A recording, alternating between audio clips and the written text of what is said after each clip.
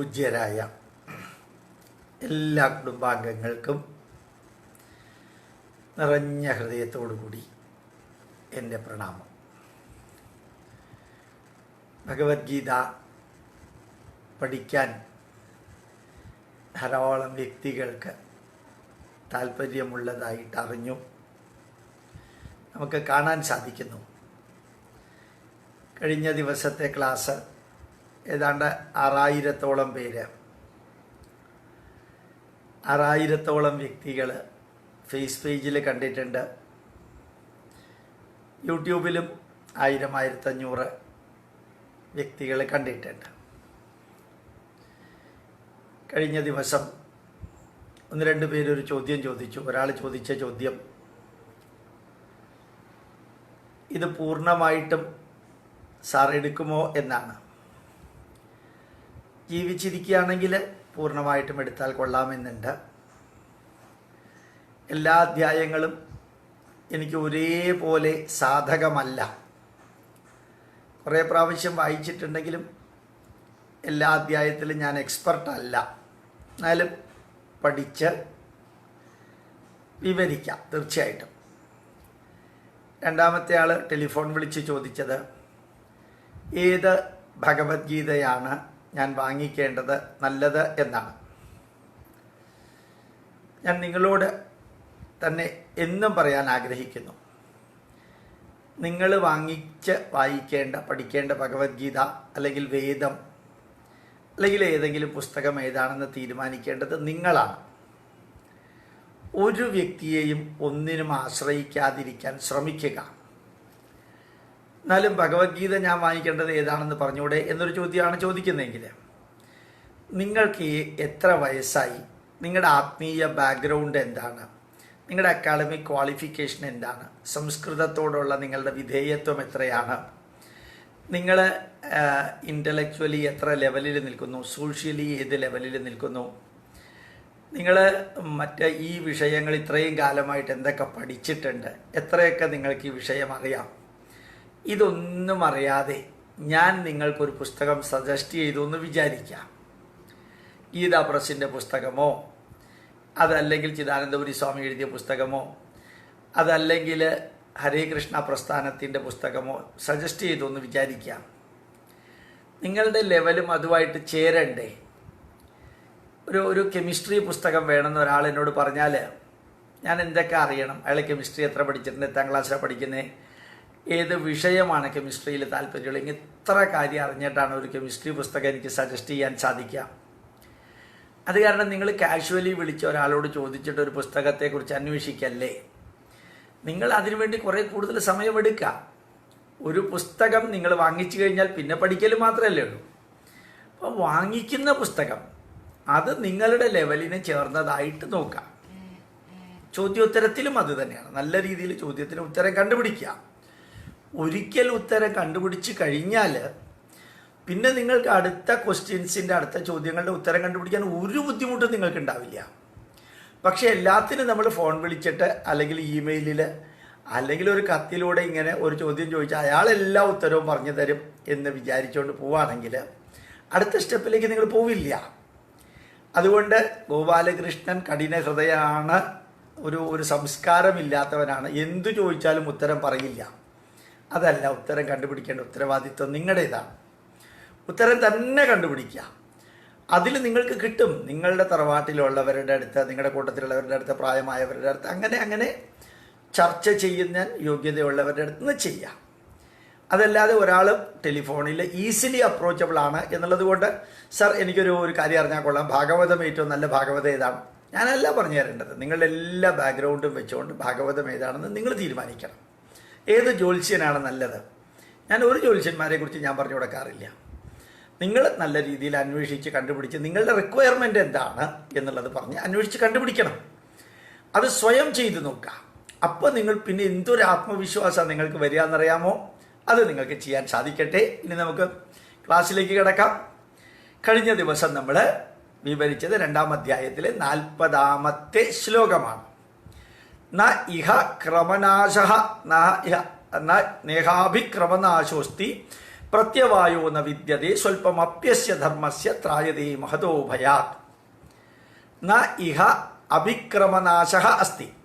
നീ ഇപ്പൊ ഇവിടെ ഇരുന്നുകൊണ്ട് യുദ്ധം ചെയ്യുകയാണെങ്കിൽ, അല്ലയോ അർജുന, ഈ നിലനിൽക്കുന്ന ധാർമ്മികമായിട്ടുള്ള കർത്തവ്യത്തിൽ നിന്ന് നീ വ്യതിചലിക്കുന്നില്ല. നിന്നെ ഏൽപ്പിക്കാത്ത, നീ ഏറ്റെടുക്കാത്ത ഒരു ദൗത്യം, നീയുമായിട്ട് ബന്ധമില്ലാത്ത ഒരു കാര്യമല്ല നീ ചെയ്യുന്നത്. അപ്പൊ ക്രമനാശ ന അസ്തി പ്രത്യവായോ ന വിദ്യതേ. അതിന് റിപ്പർക്കേഷനും റിയാക്ഷനും ഉണ്ടാവില്ല. കാരണം നീ ചെയ്യേണ്ട കാര്യമാണ് ചെയ്തിരിക്കുന്നത്. നീ ഒപ്പിടേണ്ട സ്ഥാനത്ത് നീ ഒപ്പിടുന്നതിന് പകരം വേറെ വല്ലവരുമാണ് ഒപ്പിട്ടതെങ്കിൽ അത് പ്രോബ്ലമാണ്. അത് ക്രമനാശ അസ്തി, അത് പ്രോബ്ലമാണ്. നീ ഒപ്പിടേണ്ട സ്ഥാനത്ത് നീ തന്നെ ഒപ്പിട്ടിരിക്കുന്നെങ്കിൽ എന്താ പ്രശ്നമുള്ളത്? പ്രത്യവായോ എന്ന വിദ്യത, ഒരു കോൺസിക്വൻസും ഇല്ല, ഒരു പ്രശ്നമില്ല. സ്വൽപമപ്യസ്യ ധർമ്മസ്യ ത്രായതേ മഹതോ ഭയാത്. കഴിഞ്ഞ ദിവസം ഞാൻ പറഞ്ഞു, അല്പമെങ്കിലും ധാർമ്മിക ബോധം മക്കളിലും നമ്മളിലും ഉണ്ടാവുക. ഇത്രേ കൃഷ്ണൻ പറഞ്ഞിട്ടുള്ളൂ. ധർമ്മബോധം ഉണ്ടാക്കണമെന്ന് കൃഷ്ണൻ പറഞ്ഞിട്ടില്ല. ആ വാക്കിന്റെ അർത്ഥം നോക്കുക, സ്വൽപമപ്യസ്യ ധർമ്മസ്യ, കുറച്ചെങ്കിലും. നമ്മൾ ഉപയോഗിക്കുന്ന കോമൺ ഭാഷയാണ് കൃഷ്ണൻ ഉപയോഗിച്ചിരിക്കുന്നത്, അല്ലേ? സ്വൽപ്പം, സ്വൽപ്പം എന്ന മലയാള വാക്ക് സംസ്കൃത വാക്ക് ഒന്നിന്. സ്വൽപമപ്യസ്യ ധർമ്മസ്യ ത്രായതേ മഹതോ ഭയാത്. വ്യവസായാത്മിക ബുദ്ധി, ഒറ്റ ലക്ഷ്യത്തോടു കൂടി മുമ്പോട്ട് പോകാൻ ആഗ്രഹിക്കുന്ന വിസ്ഡം, ബുദ്ധി ഏക ഇഹ കുരുനന്ദന. ഒറ്റ ലക്ഷ്യം വെച്ചോണ്ട് നീ മുമ്പോട്ട് പോവുകയാണെങ്കിൽ നിനക്ക് ഒരു ബുദ്ധിമുട്ടും ഉണ്ടാവില്ല. പക്ഷേ പലതും ചിന്തിച്ചാൽ പ്രശ്നം വരും. ഇവിടെ രണ്ടർത്ഥം ഉണ്ട് കേട്ടോ. കുരു ഹേ നന്ദന, മകനെ, അനുജ, സുഹൃത്തെ, അപ്രകാരം ചെയ്യൂ. ഏത്? ഒരൊറ്റ ലക്ഷ്യം വെച്ചുകൊണ്ട് നീ മുമ്പോട്ട് പോകൂ എന്നൊരു അർത്ഥമുണ്ട്. മറ്റേത് കുരുനന്ദന എന്ന് വെച്ചാൽ കൗരവ വംശത്തിൽ ജനിച്ചവനെ, ധൃതരാഷ്ട്രരുടെ സഹോദരന്റെ പുത്രൻ. അപ്പൊ അതുകൊണ്ട് കുരുനന്ദന എന്നുള്ള അർത്ഥത്തില് കുരു വംശത്തിൽ ജനിച്ചവനെ എന്നുള്ള അർത്ഥവുമായി, അല്ലെങ്കിൽ അപ്രകാരം ചെയ്യൂ നന്ദന, കുരു പ്ലസ് നന്ദന, കുരുനന്ദനായി എന്നുമായി, നന്ദന കുരു എന്നുള്ളതുമായി നീ ചെയ്യൂ എന്നാണ്. ഒറ്റ ലക്ഷ്യം വെച്ചുകൊണ്ട് കാര്യങ്ങൾ. Set your goal and work for that. ഇതാണ് വിവേകാനന്ദൻ പറഞ്ഞത്. ഇവിടെയാണ് കൃഷ്ണൻ പറയും, വ്യവസായാത്മിക ബുദ്ധി ഏക ഇഹ കുരുനന്ദന. നിന്റെ ബുദ്ധിയെ ഒരൊറ്റ പോയിന്റിലേക്ക് ശ്രദ്ധിക്കുക, വേണ്ടാത്തത് അപ്പുറത്തും ഇപ്പുറത്തും ശ്രദ്ധിക്കുക. Set your goal and devote your life for that. രണ്ട് സ്ഥലത്ത് രണ്ട് രീതിയിലാണ് വിവേകാനന്ദൻ പറഞ്ഞത്. ഒരു സ്ഥലത്ത് set your goal and work for that, മറ്റൊരു സ്ഥലത്ത് പറഞ്ഞത് set your goal and devote your life for that. നമുക്ക് ആപ്ലിക്കബിൾ ആണിത്. എന്തെങ്കിലും കാര്യം ചെയ്യുമ്പോൾ ജീവിതം മുഴുവൻ ഒരൊറ്റ പോയിന്റിൽ തന്നെ ശ്രദ്ധിച്ചുകൊണ്ടിരിക്കണം എന്നല്ല കൃഷ്ണൻ പറഞ്ഞത്. ഒരു ക്രൈസിസ് വരുമ്പോൾ പലതിനെ കുറിച്ച് ചിന്തിക്കാതെ ബഹുശാഖാഹ്യനന്താശ്ച ബുദ്ധയോ അവ്യവസായിനാം. എന്താ അർത്ഥം? പലതിനെയും കുറിച്ച് ചിന്തിച്ചാൽ ഞാൻ അത് ചെയ്യണോ, ഞാൻ ഇത് ചെയ്യണോ, ഇത് ചെയ്താൽ ശരിയാവോ, അയാൾ ഇങ്ങനെ പറഞ്ഞു, ഇയാൾ ഇങ്ങനെ പറഞ്ഞു, അയാൾ അങ്ങനെ പറഞ്ഞു എന്ന് വിചാരിച്ച് അവ്യവസായിനാം, ഒരു ലക്ഷ്യവുമില്ലാതെ നീ ചിന്തിക്കുകയാണെങ്കിൽ നിനക്ക് ഓപ്ഷൻസ് കണ്ടമാനമുണ്ട്. ഈ കണ്ടമാനം ഓപ്ഷൻസ് യുദ്ധക്കളത്തിൽ വന്നിരിക്കുന്ന നിനക്ക് ചേർന്നതല്ല. കാരണം യുദ്ധക്ഷേത്രത്തിന്റെ മുമ്പിൽ നിൽക്കുമ്പോൾ, നടുക്ക് നിൽക്കുമ്പോൾ എനിക്ക് പല പല ചോയ്സുകൾ ഉണ്ട് എന്ന് പറയുന്നത് എങ്ങനെ ശരിയാവുക? ഒരൊറ്റ ലക്ഷ്യം, ഒരൊറ്റ മാർഗം, ഒരൊറ്റ ഗോൾ അവിടെ, അത് മാത്രമേ നിന്റെ മുമ്പിൽ ഉണ്ടാവാൻ പാടുള്ളൂ. അതുകൊണ്ട് വ്യവസായാത്മിക ബുദ്ധി, ഒരൊറ്റ ലക്ഷ്യം വെച്ച് പോകുന്ന ബുദ്ധി, ഏക ഇഹ കുരുനന്ദന, അതൊരൊറ്റ പോയിന്റിൽ തന്നെ ഫോക്കസ് ചെയ്യാൻ ശ്രമിക്കാം. ബഹുശാഖാഹ്യനന്താശ്ച ബുദ്ധയോ അവ്യവസായിനാം. ഈ ബുദ്ധി വിസ്റ്റം ഷാർപ്പായിട്ട് ഒരു പോയിന്റിൽ നിൽക്കാത്ത വ്യക്തികൾക്ക് ധാരാളം ചോയ്സ് ഉണ്ട്. ആ ചോയ്സ് ഇപ്പം ആവശ്യമില്ലാത്തതാണ്. ഒരു കാര്യം തീരുമാനിച്ച് മുമ്പോട്ട് പോകാൻ ഉദ്ദേശിക്കുന്നവർക്ക് നിനക്കിപ്പോൾ ധാരാളം ചോയ്സ് വരാൻ പാടില്ല. ഒറ്റ ചോയ്സേ ഉള്ളൂ, യുദ്ധം ചെയ്യാം.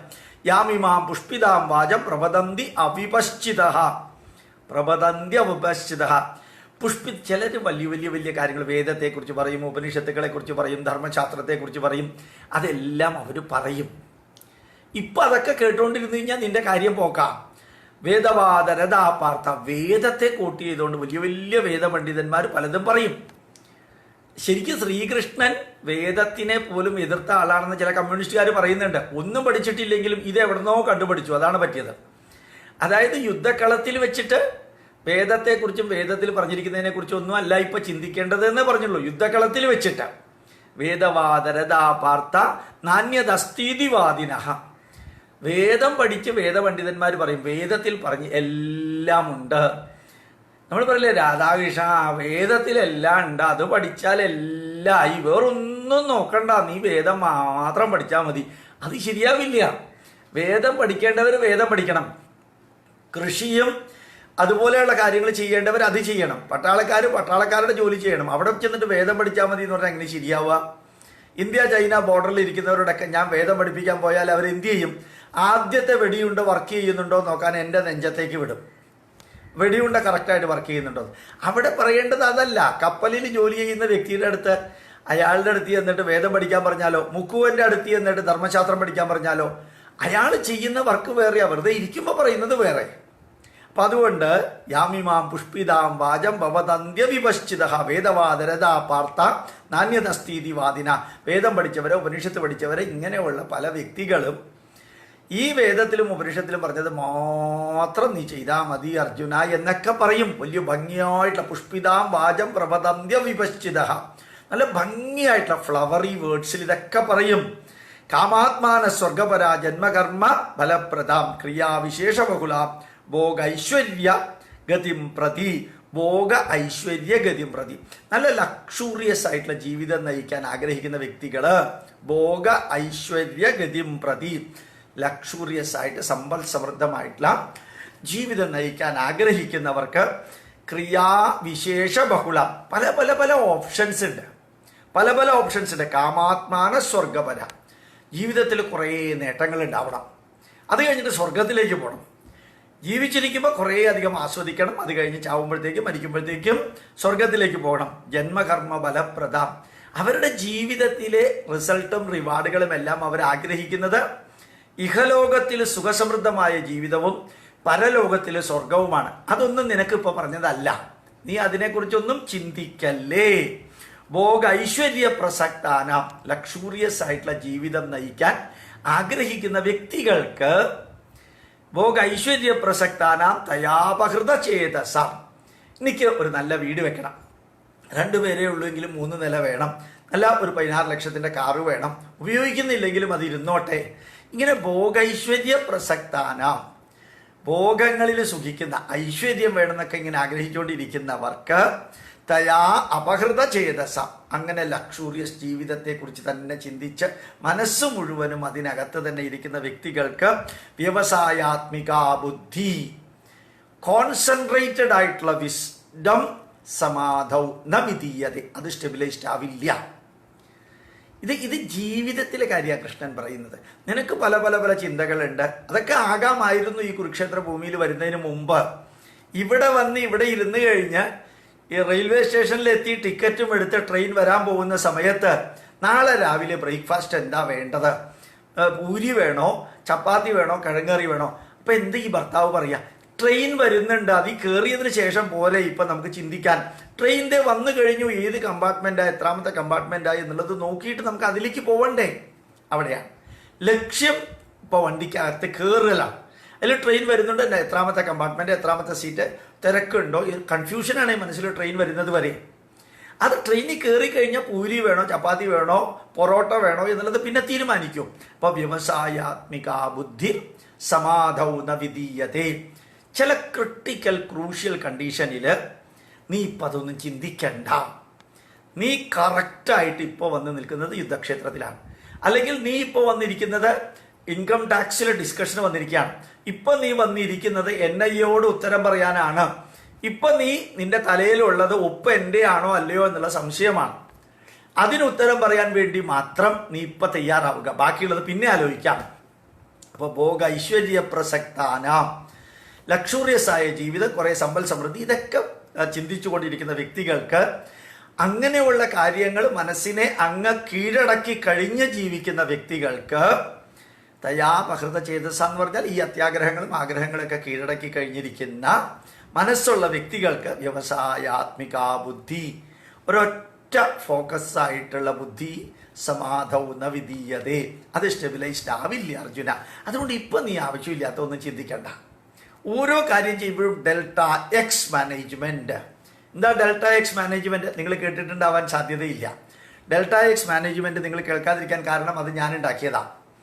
പക്ഷേ എല്ലാവർക്കും ഇഷ്ടപ്പെട്ടു കേട്ടോ. ബോംബെ IIT-യിലുള്ളവർക്കും ICFI ബിസിനസ് സ്കൂളിലുള്ളവർക്കൊക്കെ ഇഷ്ടപ്പെട്ടു ഞാൻ ഡെൽറ്റ എക്സ് മാനേജ്മെന്റ് എന്ന് പറഞ്ഞപ്പോൾ. അതായത് 10 മണിക്ക് നിങ്ങൾ ഫ്രീ ആണ്, 10 വരെയും നിങ്ങൾ ഫ്രീ ആണ്. ആ 10 minute x2 - x1 = delta X. During that 10 minutes you are utilising fully for your benefit, അല്ലെങ്കിൽ ഫോർ സംബഡീസ് ബെനിഫിറ്റ്, അല്ലെങ്കിൽ ഫോർ അച്ചീവിങ് എ ഗോൾ. അപ്പോൾ ഒരു 10 മിനിറ്റ് നിങ്ങൾക്ക് കിട്ടിയാൽ ശപിച്ചുകൊണ്ട്, പ്രാഗിക്കൊണ്ട്, കരഞ്ഞുകൊണ്ട്, ദുഃഖിച്ചുകൊണ്ട് ട്രെയിൻ ലേറ്റാണ്, ബസ് ലേറ്റാണെന്ന് പറഞ്ഞിരിക്കുന്നതിന് പകരം ട്രെയിൻ വരാൻ 10:30 മണി, അരമണിക്കൂർ ലേറ്റാണ്. അപ്പോൾ 10 തൊട്ട് 10:30 വരെ റെയിൽവേ സ്റ്റേഷനിൽ ഇരിക്കുകയാണ്. നല്ല ഒരു 10 പാട്ട് മുഹമ്മദ് റാഫിയുടെ കേൾക്കുക, അല്ലെങ്കിൽ ഹിന്ദി പാട്ട് യേശുദാസിൻ്റെ കേൾക്കുക, നല്ല രീതിയിലൊരു സ്പീച്ച് കേൾക്കുക, അല്ലെങ്കിൽ ഒരു ഉപനിഷത്തിനെ കുറിച്ച് കേൾക്കുക. അപ്പം നിങ്ങൾ you are utilising the time. Delta X management. ഇവിടെയും കൃഷ്ണൻ അർജുനനോട് പറയുന്നു, ഇപ്പം നീ കുരുക്ഷേത്ര ഭൂമിയിലാണ്, ഏതാനും നിമിഷങ്ങൾക്കകം നീ യുദ്ധം ചെയ്യാൻ ഇറങ്ങി പുറപ്പെടുകയാണ്. അപ്പോൾ പിന്നെ ഒരു ജീവിതത്തെക്കുറിച്ചും സന്യാസത്തെക്കുറിച്ചും വേറൊന്നും ഇപ്പം ചിന്തിക്കേണ്ട. ഇപ്പം യുദ്ധം, അതിനെക്കുറിച്ച് മാത്രം ചിന്തിക്കുക. ഇത് നമുക്കൊക്കെ ആപ്ലിക്കബിളാണ്. ക്രൈസിസ് വരുമ്പോൾ, ക്രൂഷ്യൽ സിറ്റുവേഷൻ വരുമ്പോൾ മറ്റ് കാര്യങ്ങളെക്കുറിച്ചൊക്കെ ചിന്തിച്ചുകൊണ്ടിരുന്നാൽ ഇറങ്ങില്ല. അതിന് മുമ്പ് നീ എന്ത് വേണമെങ്കിലും ചിന്തിച്ചുകൊണ്ടിരുന്നോ, ഇപ്പം ഇത് മാത്രമേ ചിന്തിക്കാവൂ. പിന്നെ വേദം പഠിച്ചവരോ ഉപനിഷത്ത് പഠിച്ചവരൊക്കെ പല പല ഓപ്ഷനും പറയും. അതൊന്നും ഇപ്പം എടുക്കല്ലേ, അതൊന്നും ഇപ്പം എടുക്കല്ലേ. ത്രൈഗുണ്യ വിഷയാ വേദ നിസ്ത്രൈഗുണ്യോ ഭവാർദ്ധന. വേദത്തിൽ സത്വഗുണമുണ്ട്, രജോ ഗുണമുണ്ട്, തമോ ഗുണമുണ്ട്. വേദത്തിൽ സാത്വിക കാര്യങ്ങൾ പറയുന്നുണ്ട്, രാജസിക കാര്യങ്ങൾ പറയുന്നുണ്ട്, താമസിക കാര്യങ്ങൾ പറയുന്നുണ്ട്. താമസികം എന്ന വാക്ക് ശരിയല്ല, താമസം എന്നുള്ളതാണ് ശരിയെന്ന് ചിലർ പറയും. തൽക്കാലം നിങ്ങൾക്കത് മനസ്സിലായതുകൊണ്ട് അത് മതി. സത്വരജസ് തമോ ഗുണങ്ങളുള്ള വിവരണങ്ങൾ വേദത്തിൽ നൽകുന്നുണ്ട്. തൽക്കാലം നീ അതിനെക്കുറിച്ചൊന്നും ചിന്തിക്കേണ്ട. നിസ്ത്രൈഗുണ്യോ ഭവാർജുന. അതിനൊക്കെ കവച്ച അപ്പുറത്തേക്ക് പോവാം. ഈ പാലത്തിലൂടെ കടക്കുമ്പോൾ പാലത്തിന് എത്ര നീളമുണ്ട്, എത്ര വീതിയുണ്ട്, ഒരു മിനിറ്റിൽ എത്ര വണ്ടികൾ പോകുന്നുണ്ട്, അതിൽ എത്ര ഹെവി വണ്ടികൾ പോകുന്നുണ്ട്, ഈ പാലത്തിന് എത്ര ലോഡ് എടുക്കാൻ സാധിക്കും, ഇതൊന്നും തൽക്കാലം ചിന്തിക്കേണ്ട. നീ പാലത്തിൻ്റെ അപ്പുറത്തേക്ക് കിടന്നിട്ട് നിന്റെ കാര്യം ചെയ്യാം. നീ പാലത്തിൻ്റെ അപ്പുറത്തേക്ക് കിടന്നിട്ട് നിന്റെ കാര്യം. ത്രൈഗുണ്യ വിഷയാവേദ. വേദത്തിൽ സത്വഗുണമുണ്ട്, രജോ ഗുണമുണ്ട്, തമോ ഗുണമുണ്ട്. പല കാര്യങ്ങളെക്കുറിച്ച് വിവരിക്കുന്നുണ്ട്. അതിന് കഥകളില്ല, അനുഭവങ്ങളില്ല, ആ വ്യക്തി അധിഷ്ഠിത അനുഭവങ്ങളില്ല, ഉപദേശങ്ങളാണ് ഉള്ളത്. ജാതി, മത, ഇസ, വർഗ, വർണ്ണ, ഭാഷ, ലിംഗ വ്യത്യാസങ്ങൾക്ക് അതീതമായി മാനവരാശിക്ക് ആവശ്യമായിട്ടുള്ള ഉപദേശങ്ങളാണ് വേദത്തിൽ തരുന്നത്. ആ ഉപദേശങ്ങളൊന്നും കൊണ്ട് നടക്കാനുള്ള സമയമല്ല കുരുക്ഷേത്ര ഭൂമി. അതിൽ നിന്ന് അതീതനായിട്ട് മുമ്പോട്ട് പോവുക. നിർദ്വന്ദ്വോ നിത്യസത്വസ്തോ. നല്ല വാക്കുകളാണ്. ഒരു വാക്ക് നിർദ്വന്ദ്വോ. ഇത് ഭഗവത്ഗീതയിൽ നിരന്തരം പറയുന്ന വാക്കാണ്. നിർദ്വന്ദ്വോ. എന്താ ദ്വന്ദ്വം എന്ന് വെച്ചാൽ 2. നോർത്ത് പോള്, സൗത്ത് പോള്, ഉദയം, അസ്തമയം. അത് ഒന്നിൻ്റെ കോംപ്ലിമെൻ്ററിയാണ്. നിർദ്വന്ദ്വോ. സുഖം, ദുഃഖം, ഉയർച്ച, താഴ്ച, ലാഭം, നഷ്ടം, അഭിമാനം, അപമാനം. അതുപോലെ തന്നെ നല്ലത് പറയുന്നവരെ, ചീത്ത പറയുന്നവരെ, അവഹേളിക്കുന്നവർ, അനുഗ്രഹിക്കുന്നവർ, ഇതൊക്കെ ലോകത്തിലുണ്ട്. Preparation for living is not life. Preparation for living is not life. Experience of living is life. ജീവിതാനുഭവങ്ങളിലൂടെ കടന്നു പോകലാണ് ജീവിതം. ജീവിതത്തെ ഒരു ഉത്സവമാക്കി മാറ്റാനാണ് മാതാമൃതാനന്ദമയി പറയുക. സത്യസായിബാബ പറയാറുണ്ട്, happiness is the interval between 2 sorrows. സന്തോഷം എന്ന് പറയുന്നത് 2 ദുഃഖങ്ങൾക്കിടയ്ക്കുള്ള ഇടവേള മാത്രമാണെന്നാണ് സായിബാബ പറയുക. യൂസ്ലെസ് എന്ന് പറയുന്ന ആരും ഈ ലോകത്തിലില്ല. എല്ലാവരും യൂസ്ഡ് ലെസ് ആണെന്നാണ് സായിബാബ പറയുക. യൂസ്ലെസ് എന്ന് പറയുന്ന ആരുമില്ല. Used less. Use dum perfectly. Your time, your energy, your knowledge and also your wealth. Use dum properly. നിങ്ങളുടെ സമയം, നിങ്ങളുടെ ഊർജം, നിങ്ങളുടെ അറിവ്, നിങ്ങളുടെ സമ്പത്ത് കറക്റ്റായിട്ട് ഉപയോഗിക്കുക.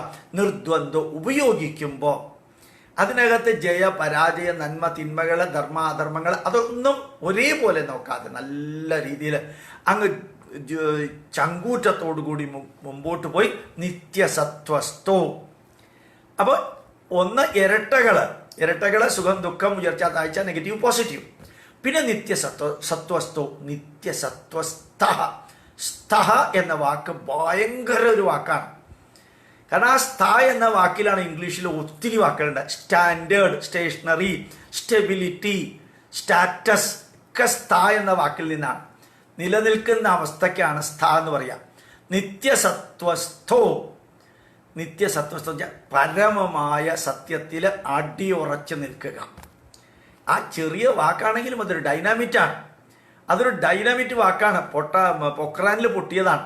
നിർദ്വന്ദ്വോ നിത്യസത്വസ്ഥോ നിർയോഗക്ഷേമ ആത്മവാൻ. എല്ലാം ശാശ്വതമായ നന്മ അതിനകത്തുണ്ട്. അതുകൊണ്ട് എന്നും ഓർമ്മിക്കുക, preservation of what has been already attained and self controlled. ആത്മവാൻ യോഗക്ഷേമാത്മ. അവനവനില് ഞാൻ തീരുമാനിച്ചു. ശ്രീരാമൻ കാട്ടിലേക്ക് പോകാൻ തീരുമാനിച്ചപ്പോൾ പല വ്യക്തികളും പറഞ്ഞിരുന്നു, നീ കാട്ടിലേക്ക് പോകേണ്ട കാര്യമില്ല, അച്ഛന് ഭ്രാന്താണ്, അച്ഛനെ പിടിച്ച് ജയിലിൽ ഇട്ടിട്ട് നേരെ അധികാരത്തിൽ കയറിയിരിക്കാനാണ് ശ്രീരാമനോട് പലരും പറഞ്ഞത്. ഈവൻ വസിഷ്ഠ മഹർഷി പോലും പറഞ്ഞത്, നിന്നോട് മാത്രമേ കാട്ടിലേക്ക് പോകാൻ പറഞ്ഞിട്ടുള്ളൂ, സീതയോട് കയറി രാജ്യം ഭരിക്കാൻ പറഞ്ഞു. ഞാൻ അവിടെ ഉണ്ടായിരുന്നു. അപ്പോൾ ഓർമ്മിക്കുക, നീ അതിനെക്കുറിച്ചൊന്നും ചിന്തിക്കേണ്ട. നീ നിന്റെ തീരുമാനം, your decision. Let others say anything. For the time being you are not expected to take anything else. നിന്റെ തീരുമാനം അനുസരിച്ച് നിർദ്വന്ദ്വോ നിത്യസത്വസ്ഥോ നിർയോഗക്ഷേമ ആത്മവാൻ. ശാശ്വതമായ നന്മയിലൂടെ നിനക്ക് പരമമായ ലക്ഷ്യത്തിലേക്ക് ആത്മനിയന്ത്രണത്തിലൂടെ എത്തല്. അത് മാത്രമേ നിനക്ക് ഇപ്പം ചെയ്യാനുള്ളൂ. യാവാനർത്ഥ. ഇതിന് ഭയങ്കര കോംപ്ലിക്കേറ്റഡ് ആയിട്ടുള്ളൊരു വരിയാണ്, വലിയ പ്രയോജനമില്ലാത്ത വരിയാണ് ഭഗവത്ഗീതയിൽ. എന്നാലും നിങ്ങൾക്കത് മനസ്സിലാക്കാൻ, എനിക്ക് മനസ്സിലാക്കാൻ സാധിച്ചിടത്തോളം ഞാൻ പറഞ്ഞുതരാം. യാവാനർത്ഥ ഉദപാനേ സർവദ സംപ്ലുതോദകേ താവാൻ സർവേഷു വേദേഷു ബ്രാഹ്മണസ്യ വിജാനത. വേദത്തെക്കുറിച്ചാണ് പറഞ്ഞുകൊണ്ട് വരുന്നത്. വേദത്തിനകത്ത് യാമിമാ പുഷ്പിതം വാചം പ്രവദന്ത്യ വിഭശ്ചിത വേദവാദരതാ പാർത്ത നാന്യതസ്തീതിവാദിന. വേദത്തിൽ പറഞ്ഞിരിക്കുന്ന മാത്രം ചെയ്താൽ മതി, അതിനകത്തെല്ലാം ഉണ്ട്. അതല്ലാണ്ട് വേറൊന്നും ചെയ്യണ്ട. വേദം പഠിച്ച് വേദം ഉൾക്കൊണ്ടുകൊണ്ട് വേദത്തിലൂടെ മുമ്പോട്ട് പോയാൽ ദാറ്റ് ഈസ് എവറിത്തിങ് എന്ന് പറയുന്നവരുണ്ട്. അപ്പം അതൊന്നും നോക്കണ്ട. പക്ഷേ ആ വേദത്തിലുള്ളത് എന്തൊക്കെ ഉണ്ടെങ്കിലും വേദം പഠിച്ചവന് ഉള്ള പ്രത്യേകത എന്താ? അടുത്ത വരി ശ്രദ്ധിക്കുക. ഒരു ടാങ്ക് നിറച്ച് വെള്ളമുണ്ട്. ഒരു ടാങ്ക് നിറച്ച് വെള്ളം, ഓവർഫ്ലോ ചെയ്യുന്ന അത്രയും വെള്ളമുണ്ട് അതിനകത്ത്. യാവാനർത്ഥ ഉദപാനേ സർവദ സംപ്ലുതോദകേ താവാൻ സർവേഷു വേദേഷു ബ്രാഹ്മണസ്യ വിജാനത. ഒരു വ്യക്തിക്ക് ദാഹമുണ്ട്, നല്ല ദാഹമുണ്ട്. ഒരു ടാങ്കിൽ ഓവർഫ്ലോ ചെയ്യുന്ന അത്രയും വെള്ളവുമുണ്ട്. ഇപ്പുറത്തെ ഒരു ചെറിയ പാത്രത്തിൽ വെള്ളമുണ്ട്. എന്താ ഈ രണ്ടിൻ്റെയും തമ്മിൽ? ഈ ദാഹമുള്ളവൻ്റെ ആവശ്യം എന്താ? ഈ ദാഹമുള്ളവൻ ഈ പാത്രത്തിലുള്ള വെള്ളം മതി. ഈ പാത്രത്തിലുള്ള വെള്ളം മതി അയാളുടെ ദാഹം തീർക്കാൻ. ഒരു ടാങ്കിൽ നിറച്ച് വെള്ളം ഉണ്ടെന്ന് പറഞ്ഞിട്ട് അത് മുഴുവൻ കുടിക്കാൻ പറ്റുമോ?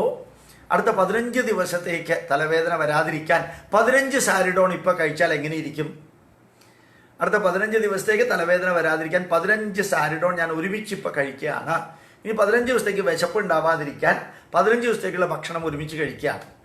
15 ദിവസത്തേക്ക് എനിക്ക് ദാഹം ഉണ്ടാവാൻ പാടില്ല. ഇപ്പം ഓവർഫ്ലോ ചെയ്യുന്നൊരു ടാങ്കിൽ നിറച്ച് നല്ല വെള്ളമുണ്ട്. ആ വെള്ളം പരമാവധി കുടിക്കുക. അടുത്ത 15 ദിവസത്തേക്ക് ദാഹം വരാതിരിക്കാൻ ചെയ്യുമോ നമ്മൾ? ഇല്ല. അതുകൊണ്ട് ഇപ്പം വേദത്തിൻ്റെ ആവശ്യമൊന്നുമില്ല. വേദത്തിനകത്ത് ഓവർഫ്ലോയിങ് ആയിട്ടുള്ള നോളജ് ഉണ്ട്, അതൊക്കെ ശരിയാണ്. ഇപ്പം അത്രയൊന്നും ആവശ്യമില്ല. ഇപ്പം നിനക്ക് വേദവും ആവശ്യമില്ല, വേദത്തിൻ്റെ ഉപദേശവും ആവശ്യമില്ല, ഒന്നും ആവശ്യമില്ല. അതുകൊണ്ട് ഓർമ്മിക്കുക, എന്തിപ്പോൾ വേണോ അത് മാത്രം എടുക്കുക. ഇവിടെയാണ് മാനേജ്മെൻറ്റ്, നോളജ് മാനേജ്മെൻറ്റ്. അത് കുറേയധികം കേട്ടതുകൊണ്ടും കുറേയധികം കണ്ടതുകൊണ്ടും കുറേയധികം ചർച്ച ചെയ്തതുകൊണ്ടും കുറേയധികം ചിന്തിച്ചതുകൊണ്ടും ഈ സമയത്ത് ആവശ്യമില്ലാത്ത കൺഫ്യൂഷൻ ഉണ്ടാവുന്നല്ലാതെ നിനക്ക് കറക്റ്റ് ഡിസിഷനിലേക്ക് എത്താൻ സാധിക്കില്ല അർജുന. അത്യാവശ്യം വേണ്ടത് മാത്രം എടുക്കാം. എന്തിനാ പരീക്ഷയ്ക്ക് പഠിക്കുന്ന കുട്ടിയുടെ അടുത്ത് ജനറൽ നോളജ്, മലയാള മനോരമയുടെ ജനറൽ നോളജ് പുസ്തകം കൊടുത്ത് നീ ഇതിനകത്തുള്ളതെല്ലാം പഠിക്കുക, SSLC പരീക്ഷയ്ക്ക് നല്ല മാർക്ക് കിട്ടും എന്ന് പറഞ്ഞാൽ പരീക്ഷ അടുത്തിരിക്കുമ്പോൾ എന്തായിരിക്കും? മലയാള മനോരമയിലോ അല്ലെങ്കിൽ ജനറൽ നോളജിലോ പുസ്തകം പഠിക്കേണ്ട സമയമല്ല പരീക്ഷ എഴുതുന്ന സമയം. 10ാം ക്ലാസ്സിന് പരീക്ഷ എഴുതുന്ന സമയം. അവിടെ പുസ്തകത്തിലുള്ള നോളജ് മതി. അവിടെ പുസ്തകത്തിലുള്ള നോളജ് മതി, ജനറൽ നോളജിൻ്റെ ആവശ്യമില്ല.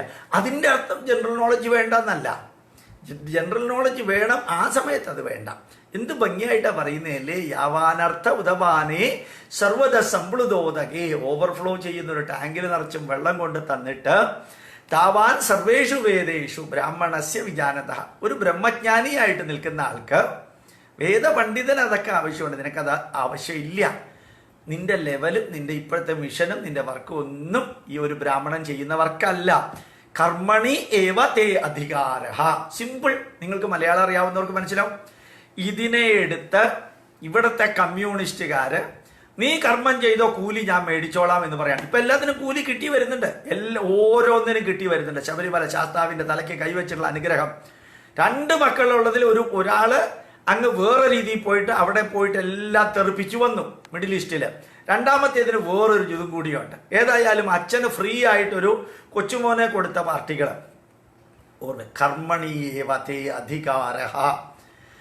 നിന്റെ അധികാരം കർമ്മത്തിൽ മാത്രമാണ് ഗോപാലകൃഷ്ണ.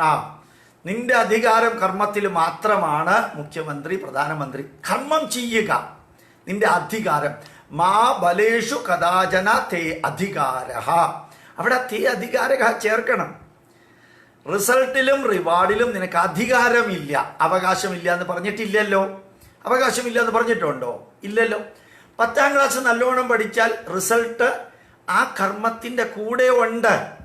കർമ്മത്തിൻ്റെ കൂടെ തന്നെ റിസൾട്ട് ഉണ്ട്. കർമ്മം വേറെ, റിസൾട്ട് വേറെ അല്ല.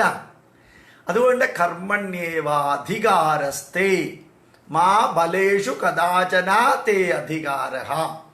വളരെ സിമ്പിളാണ്. ഇതിനെ അങ്ങോട്ട് മിക്സ് ചെയ്ത് സവർണ, മൂരാച്ചി, ഫാസിസ്റ്റ്, പിന്തിരിപ്പൻ, മരട്, കുണ്ടന്നൂർ, തലയോലപ്പറമ്പ്, കോട്ടയം, ഏറ്റുമാനൂർ എന്നും പറഞ്ഞ് ഈ നാടിനെ മുടിപ്പിച്ച് ഭഗവത്ഗീതയെ അവഹേളിച്ച് അതിനെ ദുർവ്യാഖ്യാനം ചെയ്ത് തൊഴിലാളികളുടെ കട്ടൻ കാപ്പിയും പരിപ്പുവടയും കൊണ്ടുവന്ന് 5 സ്റ്റാർ ഹോട്ടലിൽ മീറ്റിംഗ് നടത്തുന്ന ദുരന്ത ജന്മങ്ങൾക്ക് ഇങ്ങനെ ഭഗവത്ഗീത മനസ്സിലാവും? അല്പം സ്പീഡിൽ പറയാൻ കാരണം നിങ്ങൾക്ക് മനസ്സിലാവാതിരിക്കാനാ. കർമ്മണി ഏവ തേ അധികാരഃ. കർമ്മത്തിലാണ് നിനക്ക് അധികാരമുള്ളത്. മാ ബലേഷു കഥാചന തേ അധികാര. റിസൾട്ടിലും റിവാർഡിലും നിനക്ക് അധികാരമില്ല, അവകാശമില്ലെന്ന് പറഞ്ഞിട്ടില്ല.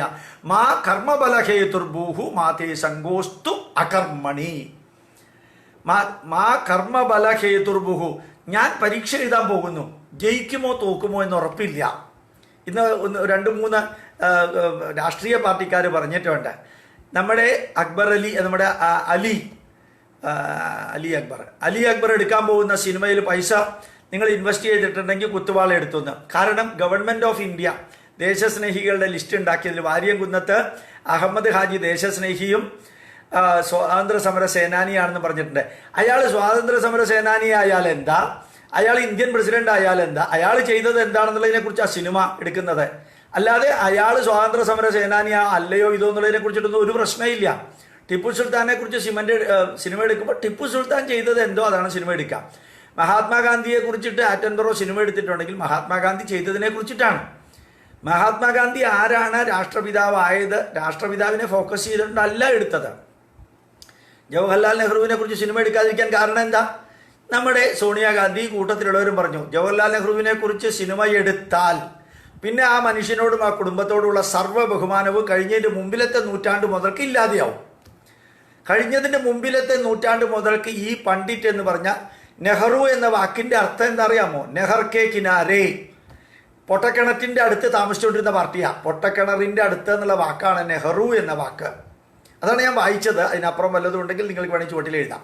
യഥാർത്ഥത്തിൽ നമ്മൾ മനസ്സിലാക്കാനുള്ളത് ഏത് കാര്യം നമ്മൾ പറയുകയാണെങ്കിലും കർമ്മണി ഏവ തേ അധികാരഃ മാ ബലേഷു കഥാചന മാ കർമ്മബല ഹേതുർഭൂഹു മാ തേ സംഗോസ്തു അകർമ്മണി. കർമ്മ ചെയ്യുന്ന പ്രവൃത്തിയുടെ റിസൾട്ട്, ഞാൻ ഇൻ്റർവ്യൂവിന് പോവുകയാണ്, എനിക്കത് കിട്ടിയേ മതിയാവും എന്ന് പറഞ്ഞിട്ട് ആരെങ്കിലും ഇൻ്റർവ്യൂവിന് പോകാറുണ്ടോ? ആ ടോപ്പ് സിംഗറിലെ റിജു എന്ന് പറയുന്നൊരു കുട്ടിയുണ്ട്. ആ കുട്ടിക്കാണ് ഒരു 3ാമത്തെ പ്രൈസെങ്കിലും കിട്ടുമെന്ന് പറഞ്ഞിട്ടാണ് പബ്ലിക് ഒപ്പീനിയൻ. അവനൊന്നും കൊടുത്തില്ല. അതുകൊണ്ട് ആ കുട്ടിക്ക് ആത്മഹത്യ ചെയ്യാൻ പറ്റുമോ? ആ ഫസ്റ്റിൽ വരണമെന്ന് പറഞ്ഞ് ധാരാളം കുട്ടികളെ നല്ല രീതിയിൽ പ്രോത്സാഹിപ്പിച്ചിരുന്നു. ഫസ്റ്റ് വന്നില്ല, സെക്കൻഡിൽ വന്നില്ല, തേർഡിൽ വന്നില്ല. പക്ഷെ അതുകൊണ്ട് ആ കുട്ടികളുടെ ജീവിതമൊന്നും അവസാനിക്കുന്നില്ല. മാ കർമ്മബലഹേതുർഭൂഹു. കർമ്മത്തിൻ്റെ റിസൾട്ടിൻ്റെയും റിവാർഡിൻ്റെയും അടിസ്ഥാനത്തിൽ മാതേ സംഗോസ്തു അകർമ്മണി. കർമ്മം ചെയ്യാതിരിക്കാൻ നിനക്ക് പ്രൊവിഷൻ ഇല്ല. റിസൾട്ട് എന്തുമാവട്ടെ, റിവാർഡ് എന്തുമാവട്ടെ, കർമ്മം ചെയ്യേണ്ടത് ചെയ്യണം. മക്കളെ വളർത്തുന്ന സമയത്ത് ഇവൻ എന്നെ ഭാവിയിൽ നോക്കിക്കോളും എന്ന് ഗ്യാരണ്ടി വെച്ചിട്ടാണ് മക്കളെ വളർത്തണത്. ഒരു ഹോട്ടലിൽ ചെന്നിട്ട് ഊണ് കഴിക്കാൻ ചെല്ലുമ്പോൾ 100% പെർഫെക്റ്റ് ഊണാണ് എന്ന് വിചാരിച്ചിട്ട് കയറാം. പെർഫെക്റ്റ് അല്ലെങ്കിൽ എന്ത് ചെയ്യും? നമ്മളൊരു തുണിക്കടയിൽ പോയിട്ട് ഒരു തുണി വാങ്ങിച്ചിരിക്കുന്നു, 100% പറ്റിക്കാത്ത കടയാണെന്ന് പറഞ്ഞിട്ടാണ് പോകുന്നത്. പക്ഷെ പോയി വന്നപ്പോഴാണ് മനസ്സിലായത് പറ്റിക്കുന്നുണ്ട്. എന്ത് ചെയ്യും? പിന്നെ തിരിച്ചു കൊണ്ടുപോകാതിരിക്കാം. അപ്പം കർമ്മത്തിൻ്റെ റിസൾട്ടും റിവാർഡും മാത്രം ചിന്തിച്ചുകൊണ്ട് കർമ്മം ചെയ്യുകയോ ചെയ്യാതിരിക്കുകയോ അരുത് അർജുന. കർമ്മം ചെയ്യുകയോ ചെയ്യാതിരിക്കുകയോ അരുത്. കർമ്മത്തിന്റെ റിസൾട്ടും റിവാർഡും മാത്രം പ്രതീക്ഷിച്ചുകൊണ്ട് ചിലപ്പോൾ പോസിറ്റീവ് ആയിരിക്കും, ചിലപ്പോൾ നെഗറ്റീവ് ആയിരിക്കും. സിമ്പിൾ ആസ് കർമ്മണ്യേവാധികാരസ്തേ മാ ബലേഷു കദാചന മാ കർമ്മബലഹേതുർഭൂഹു മാ തേ സങ്കോസ്തു അകർമ്മണി യോഗസ്ഥ കുരു കർമാണി. എന്തെങ്കിലും പോയിന്റ് മാർക്ക് ചെയ്യുന്നുണ്ടെങ്കിൽ അത് മാർക്ക് ചെയ്യാം, നല്ല രീതിയിൽ മാർക്ക് ചെയ്യാം. ഓർമ്മിക്കുക, നല്ല രീതിയിൽ മാർക്ക് ചെയ്യാം. യോഗസ്ഥ കുരു കർമാണി. യോഗ എന്ന് വെച്ചാൽ ശരിക്കും യോഗം എന്ന് പറഞ്ഞാൽ എന്താ അറിയാമോ? പഞ്ചഭൂതം, പഞ്ചപ്രാണൻ, പഞ്ചകർമ്മേന്ദ്രിയം, പഞ്ചജ്ഞാനേന്ദ്രിയം പ്ലസ് മനസ്സ് 21 ഒരുമിച്ച് ചേർത്ത് യോഗ. സ്തഹ എന്ന് വെച്ചാൽ സ്റ്റാൻഡ്, നിൽക്കുക, യോഗത്തിൽ നിൽക്കുക. ഇവിടെ നമുക്ക് തൽക്കാലം മനസ്സും ശരീരവും ഒരേപോലെ എടുക്കാം. മനസ്സിനെയും ശരീരത്തിനെയും complementary to each other, coexisting to each other, cooperating to each other, not conflicting, not contradicting, not confusing. ആ മനസ്സിനെയും ശരീരത്തെയും ഒരുമിച്ച് നിർത്തിയിട്ട് യോഗ സ്തഹ, അതിൽ നിന്നുകൊണ്ട് കുരു കർമാണി, നീ നിന്റെ പ്രവൃത്തി ചെയ്യുക. സംഘം ത്യക്വാ ധനഞ്ജയ, സംഘം ത്യക്വാ, ബോണ്ടേജ് ഇല്ലാതെയാക്കിയിട്ട്. ബോണ്ടേജ്, അറ്റാച്ച്മെന്റ് വേണം. പലപ്പോഴും ഭഗവത്ഗീത പഠിപ്പിക്കുന്നവർ അറ്റാച്ച്മെന്റ് പാടില്ല പറയും. അറ്റാച്ച്മെന്റ് ഇല്ലാതെ എങ്ങനെയാണ് ഭാര്യ ഭർത്താക്കന്മാർ ജീവിക്കാം? മാതാപിതാക്കളും മക്കളും തമ്മിൽ അറ്റാച്ച്മെന്റ് ഇല്ലെങ്കിൽ എന്താ അവസ്ഥ? ബാങ്കിലെ മാനേജറും സ്റ്റാഫും തമ്മിൽ അറ്റാച്ച്മെന്റ് ഇല്ലെങ്കിൽ, സ്റ്റാഫും കസ്റ്റമേഴ്സും തമ്മിൽ അറ്റാച്ച്മെന്റ് ഇല്ലെങ്കിൽ എന്താ സംഭവിക്കുക? ഈ ലോകത്തിൽ എല്ലാവരും വേണ്ടേ? ഇപ്പൊ അറ്റാച്ച്മെന്റ് ഇല്ലാതെ വന്നപ്പോഴാണ് മുഖ്യമന്ത്രിയുടെ ഓഫീസിൽ പ്രശ്നം ഉണ്ടായത്. പലരും പാര വെച്ചുകൊണ്ട് പലരും ഒപ്പുവരെ ഇട്ട് പോയിട്ടുണ്ടെന്നാണ് പറഞ്ഞിരിക്കുന്നത്. അറ്റാച്ച്മെന്റ് ഇല്ലാത്ത കുഴപ്പമാണ്. കൂടെ നിൽക്കുന്നവർ കാലുവാരി. ഇപ്പോൾ വേണ്ടത് അറ്റാച്ച്മെന്റ്, വേണ്ടാത്തത് ബോണ്ടേജ്.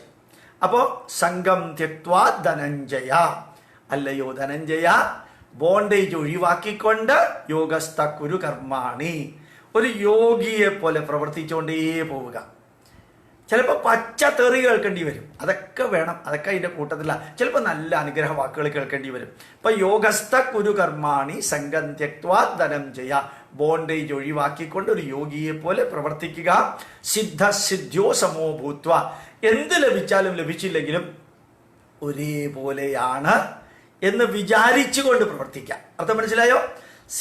സിദ്ധ്യോ സമോ ഭൂത്വ, സിദ്ധി ലഭിച്ചത് എന്തായാലും അസിദ്ധ്യോ ലഭിക്കാത്തത് എന്തായാലും രണ്ടും ഒരേപോലെയാണ് എന്ന് വിചാരിച്ച് സമോ ഭൂത്വ സമത്വം യോഗ ഉച്യതേ. സ്റ്റെബിലൈസ്ഡ് ആയിട്ട് നമുക്ക് ശ്രമിച്ചാലൊക്കെ കുറെ സാധിക്കും. ഞാൻ ചിലപ്പോൾ പറയാറുണ്ട്, നിങ്ങൾക്ക് ദുഃഖം തോന്നുന്നു, പ്രശ്നം തോന്നുന്നു, വിഷമം തോന്നുന്നു എങ്കിൽ ചിന്തകൾ മാറ്റാം. അപ്പോഴത്തേക്കും നിങ്ങൾക്ക് ഈ പ്രശ്നങ്ങൾ മാറും. ചിന്തകൾ മാറ്റുക എന്ന് പറഞ്ഞാൽ എന്താ?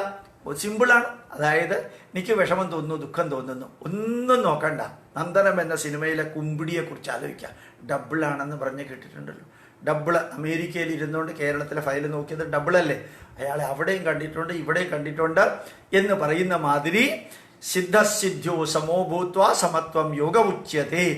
എന്ത് നേടിയാലും എന്ത് നേടിയില്ലെങ്കിലും ഈ അർജുനനോട് ഈ സന്ദേശം നൽകുന്നത് കുരുക്ഷേത്ര ഭൂമിയുടെ നടുക്ക് വെച്ചിട്ടാണ്. അവിടെ ഈ വരിക്ക് വലിയ പ്രാധാന്യമുണ്ട്. വീട്ടിലെ കാര്യമല്ല പറയുന്നത്. ബന്ധനമില്ലാതെ, ലാഭനഷ്ടങ്ങളെക്കുറിച്ച് ചിന്തിക്കാതെ, നേട്ടങ്ങളും കോട്ടങ്ങളും ചിന്തിക്കാതെ ഈ യുദ്ധം നീ ചെയ്യുമ്പോൾ ചിലപ്പോൾ ജയിച്ചു എന്ന് വരും, ചിലപ്പോൾ തോറ്റു എന്ന് വരും. അതുകൊണ്ട് അതിനെക്കുറിച്ച് പരിധിക്കപ്പുറം ബോധർ ചെയ്യണ്ട. ദൂരേണ ഹ്യവരം കർമ്മ ബുദ്ധിയോഗ ധനഞ്ജയ ബുദ്ധൗ ശരണമന്വിച്ച കൃപണാ ബലഹേതവ. ചെയ്യുന്ന പ്രവർത്തികളെല്ലാം, ദൂരേണ ഹ്യവരം കർമ്മ, ചെയ്യുന്ന പ്രവർത്തികളെല്ലാം അതിലെനിക്ക് റിസൾട്ടും കിട്ടണം, റിവാർഡും കിട്ടണം എന്ന് പറഞ്ഞ് പ്രവർത്തിച്ചാൽ അത് ഫാർ ഇൻഫീരിയർ പ്രവൃത്തിയാണ്. ഞാൻ എന്ത് ചെയ്താലും എനിക്ക് സർട്ടിഫിക്കറ്റ് കിട്ടണം, എനിക്ക് ബൊക്കെ കിട്ടണം, എനിക്ക് പൊന്നാട കിട്ടണം, എനിക്ക് പേര് കിട്ടണം, എനിക്ക് നെയിമും ഫെയിമും കിട്ടണം എന്ന് പറഞ്ഞ് ചെയ്യുന്ന ഏത് പ്രവൃത്തിയാണെങ്കിലും ദൂരേണ ഹ്യവരം, അത് ഫാർ ഇൻഫീരിയർ ആണ്. അല്ല, നിങ്ങൾ ചെയ്യാനുള്ള പ്രവൃത്തി ചെയ്യൂ. നിങ്ങൾക്ക് കിട്ടാനുള്ളത് നമുക്ക് കിട്ടാനുള്ളത് കിട്ടും, എനിക്ക് കിട്ടട്ടെ. ബുദ്ധൗ ശരണമന്വിച്ച കൃപണാ ബലഹേതവ. ചെയ്യുന്ന പ്രവൃത്തിയിൽ നിന്നെല്ലാം മെറിറ്റോറിയസ് ആയിട്ടുള്ള അച്ചീവ്മെന്റുകൾ ഡോക്യുമെന്റിലൂടെ എനിക്ക് ലഭിച്ചാലേ അത് പ്രവൃത്തിയാവുള്ളൂ, കർമ്മമാവുള്ളൂ, മിഷനാവുള്ളൂ, ത്യാഗമാവുള്ളൂ എന്ന് ധരിച്ചു പോവല്ലേ. ചിലത് ഫ്രൂട്ട്ഫുൾ ആവും, ചിലത് ഫ്രൂട്ട്ഫുൾ ആവില്ല. ചിലർക്കത് റെഡിയാവും, ചിലർക്കത് റെഡിയാവില്ല എന്ന് പറഞ്ഞ ആൾക്ക് അഭിനന്ദനം അയച്ച പാർട്ടിയാണ് അമേരിക്ക എന്ന് വന്ന ആൾ ഒപ്പിട്ടത്. അപ്പോൾ ഓർമ്മിക്കുക, ചിലർക്കത് റെഡിയാവും, ചിലർക്കത് റെഡിയാവില്ല. എനിക്ക് റെഡിയാവില്ല എന്നാണ് ആ പയ്യൻ പറഞ്ഞത്. അതുകൊണ്ട് ബുദ്ധൗ ശരണമന്വിച്ച കൃപണാബലഹേതവ ബുദ്ധിയുക്തോ ജഹാദീഹ ഉബേ സുകൃത ദുഷ്കൃതേ. ബുദ്ധിയുക്തോ, നല്ല intellectually you analyse the thing. ബുദ്ധി ജഹാദീഹ ഉബേ സുകൃത ദുഷ്കൃതേ. ഇവിടെ നീ ചെയ്യുന്നത് സുകൃതമാണോ ദുഷ്കൃതമാണോ എന്ന് ചിന്തിക്കണ്ട. എന്തേ കാരണം? മുമ്പിലുള്ള ഭീഷ്മ പിതാമഹനെ കൊല്ലാൻ പോവാണ്. ചിലപ്പോൾ ശിഖണ്ഡിയെ മുമ്പിൽ നിർത്തേണ്ടി വരും. ശിഖണ്ഡി ജനിച്ചത് തന്നെ അതിനു വേണ്ടിയിട്ടാണ്. ചിലപ്പോൾ ദ്രോണാചാര്യരെ കൊല്ലേണ്ടി വരും. അത് സുകൃതമാണോ ദുഷ്കൃതമാണോ എന്ന് ചിന്തിക്കണ്ട. ഉഭേ സുകൃത ദുഷ്കൃതേ, ഈ രണ്ടും സുകൃതമാണോ ദുഷ്കൃതമാണോ. തസ്മാത് യോഗായ യുജ്യസ്വ, അതുകൊണ്ട് ഒരു യോഗിയെ പോലെ യുദ്ധം ചെയ്തേക്കാം. തസ്മാത്, അതുകൊണ്ട് യോഗായ, കർമ്മയോഗവുമാവാം ജ്ഞാനയോഗവുമാവാം. ഒരു കർമ്മയോഗിയെ പോലെ, ഒരു ജ്ഞാനയോഗിയെ പോലെ അങ്ങ് യുദ്ധം ചെയ്യുക. യഥാർത്ഥത്തിൽ അഗസ്ത്യ മഹർഷി സർവ്വ ആയുധങ്ങളും ശ്രീരാമന് കൊടുത്തപ്പോൾ പറഞ്ഞത് എന്താ? ഒരു യോഗിയെ പോലെ യുദ്ധം ചെയ്യാം. അത് കൊടുത്തത് തന്നെ അഗസ്ത്യ മഹർഷിയാ. എൻ്റെ വീട്ടിലിരുന്നുകൊണ്ട് നേരെ കിഴക്കോട്ട് നോക്കിക്കഴിഞ്ഞാൽ എനിക്ക് അഗസ്ത്യകൂടം കാണാം. രാവിലെ അഗസ്ത്യകൂടം നോക്കിക്കൊണ്ട് സൂര്യ നമസ്കാരം ചെയ്യാൻ ഭാഗ്യം കിട്ടിയ ഒരു വ്യക്തിയാണ് ഞാൻ. 6 മണിക്ക് ഞാൻ തള്ളു പറയുകയാണെന്ന് വിചാരിക്കല്ലേ. ദൂരെ ബുദ്ധിയുക്തോ ജഹാദീഹ ഉബേ സുകൃത ദുഷ്കൃതേ തസ്മാത് യോഗായ യുജ്യസ്വ യോഗ കർമ്മസു കൗശലം. അതാണ് യോഗ കർമ്മസു കൗശലം. എഫക്റ്റീവായിട്ട് നിനക്ക് വർക്ക് ചെയ്യാൻ പറ്റണമെങ്കിൽ ഒരു യോഗിയെ പോലെ വർക്ക് ചെയ്യാം. ഏത് കാര്യം ഏറ്റെടുത്താലും യോഗ കർമ്മസു കൗശലം. കൗശലം എന്ന് വെച്ചാൽ cleverly you can undertake that mission provided you are doing it like a yogi. ഒരു യോഗിയെ പോലെ ഇന്ത്യ ഭരിക്കാം. യഥാർത്ഥത്തിൽ ഭാരതം ഭരിക്കുന്ന വ്യക്തി ഒരു യോഗിയെ പോലെയാണ് ഇപ്പൊ കാര്യങ്ങൾ നിയന്ത്രിക്കുന്നത്. അടിച്ച് കയറി ചൈനയിലെ 10,000 കിലോമീറ്റർ നീളമുള്ള ലോകത്തിലെ ഏറ്റവും വലിയ ഹൈവേയിൽ 6,000 കിലോമീറ്റർ നീളമുള്ള ഹൈവേ തീർത്തു കഴിഞ്ഞിട്ടുണ്ട്. അതിൻ്റെ സ്റ്റാർട്ടിംഗ് പോയിന്റിലാണ് ഭാരതം കയറി അടിക്കാൻ പോകുന്നത്. ആ ഹൈവേ നിങ്ങൾക്ക് ഉപയോഗിക്കാൻ പറ്റാത്ത വിധത്തിൽ ബ്ലോക്ക് ചെയ്യാനായിട്ട്. എന്നിട്ടും പ്രത്യേകിച്ച് മുകളിലുള്ളവരൊന്നും പറയുന്നില്ലല്ലോ, ഒന്നും ചെയ്യുന്നില്ലല്ലോ. വളരെ ശാന്തമായിട്ട് യോഗ കർമ്മസു കൗശലം, ഒരു യോഗിയെ പോലെ പ്രവർത്തിക്കുക, ഒരു യോഗിയെ പോലെ കാര്യങ്ങൾ വീക്ഷിക്കുക. അതിൽ സുഖദുഃഖങ്ങൾ ഉണ്ടാവാം, ജയപരാജയങ്ങൾ ഉണ്ടാവാം, ആൾക്കാർ വിമർശിച്ചു എന്ന് വരാം, അപ്രീഷിയേറ്റ് ചെയ്തെന്ന് വരാം. പക്ഷേ ഒരു യോഗിയെ പോലെ പ്രവർത്തിച്ചതിൻ്റെ ബലം കഴിഞ്ഞ 15 ദിവസമായിട്ട് ഞാൻ വാച്ച് ചെയ്യുന്നു. ഒരൊറ്റ വ്യക്തി പോലും മുകളിലുള്ളവരെ കാര്യമായിട്ട് വിമർശിക്കുന്നില്ല. ഇവിടെ കേരളത്തിൽ നിന്ന് വിമർശിക്കുന്നുണ്ട്. എന്താ കാരണം? ഉറക്കെ പറയുന്നവനും ഒടുക്കം നിർത്തുന്നവനും ഒന്നും അറിയാത്തവനും ജയിക്കുന്നത് കേരളത്തിലാണ്. പാവയ്ക്ക മാതിരിയുള്ള കേരളത്തിന് പടവലങ്ങ മാതിരി താഴത്തേക്ക് വളരുന്ന പാർട്ടികൾ കൈകാര്യം ചെയ്യുമ്പോഴത്തേക്കും ഞങ്ങളെ എതിർക്കും. എന്താന്ന് മനസ്സിലാക്കുക പോലും ചെയ്യാതെയാണ് പലപ്പോഴും എതിർക്കുന്നത്. അതുകൊണ്ട് യോഗ കർമ്മസു കൗശലം, ഒരു യോഗിയെ പോലെ പ്രവർത്തിക്കൂ അർജുന. അവിടെയാണ് ബുദ്ധിയുക്തോ ജഹാദിഹ. സുഹൃതവും ദുഷ്കൃതവും ഒന്നും ഇപ്പം ചിന്തിക്കണ്ട. അതൊക്കെ അത് നീ ചെയ്യാനുള്ളതങ്ങ് ചെയ്തുകൊണ്ട് പോവുക. യുദ്ധക്ഷേത്രത്തിന് നടുക്കാണ് നിൽക്കുന്നത്.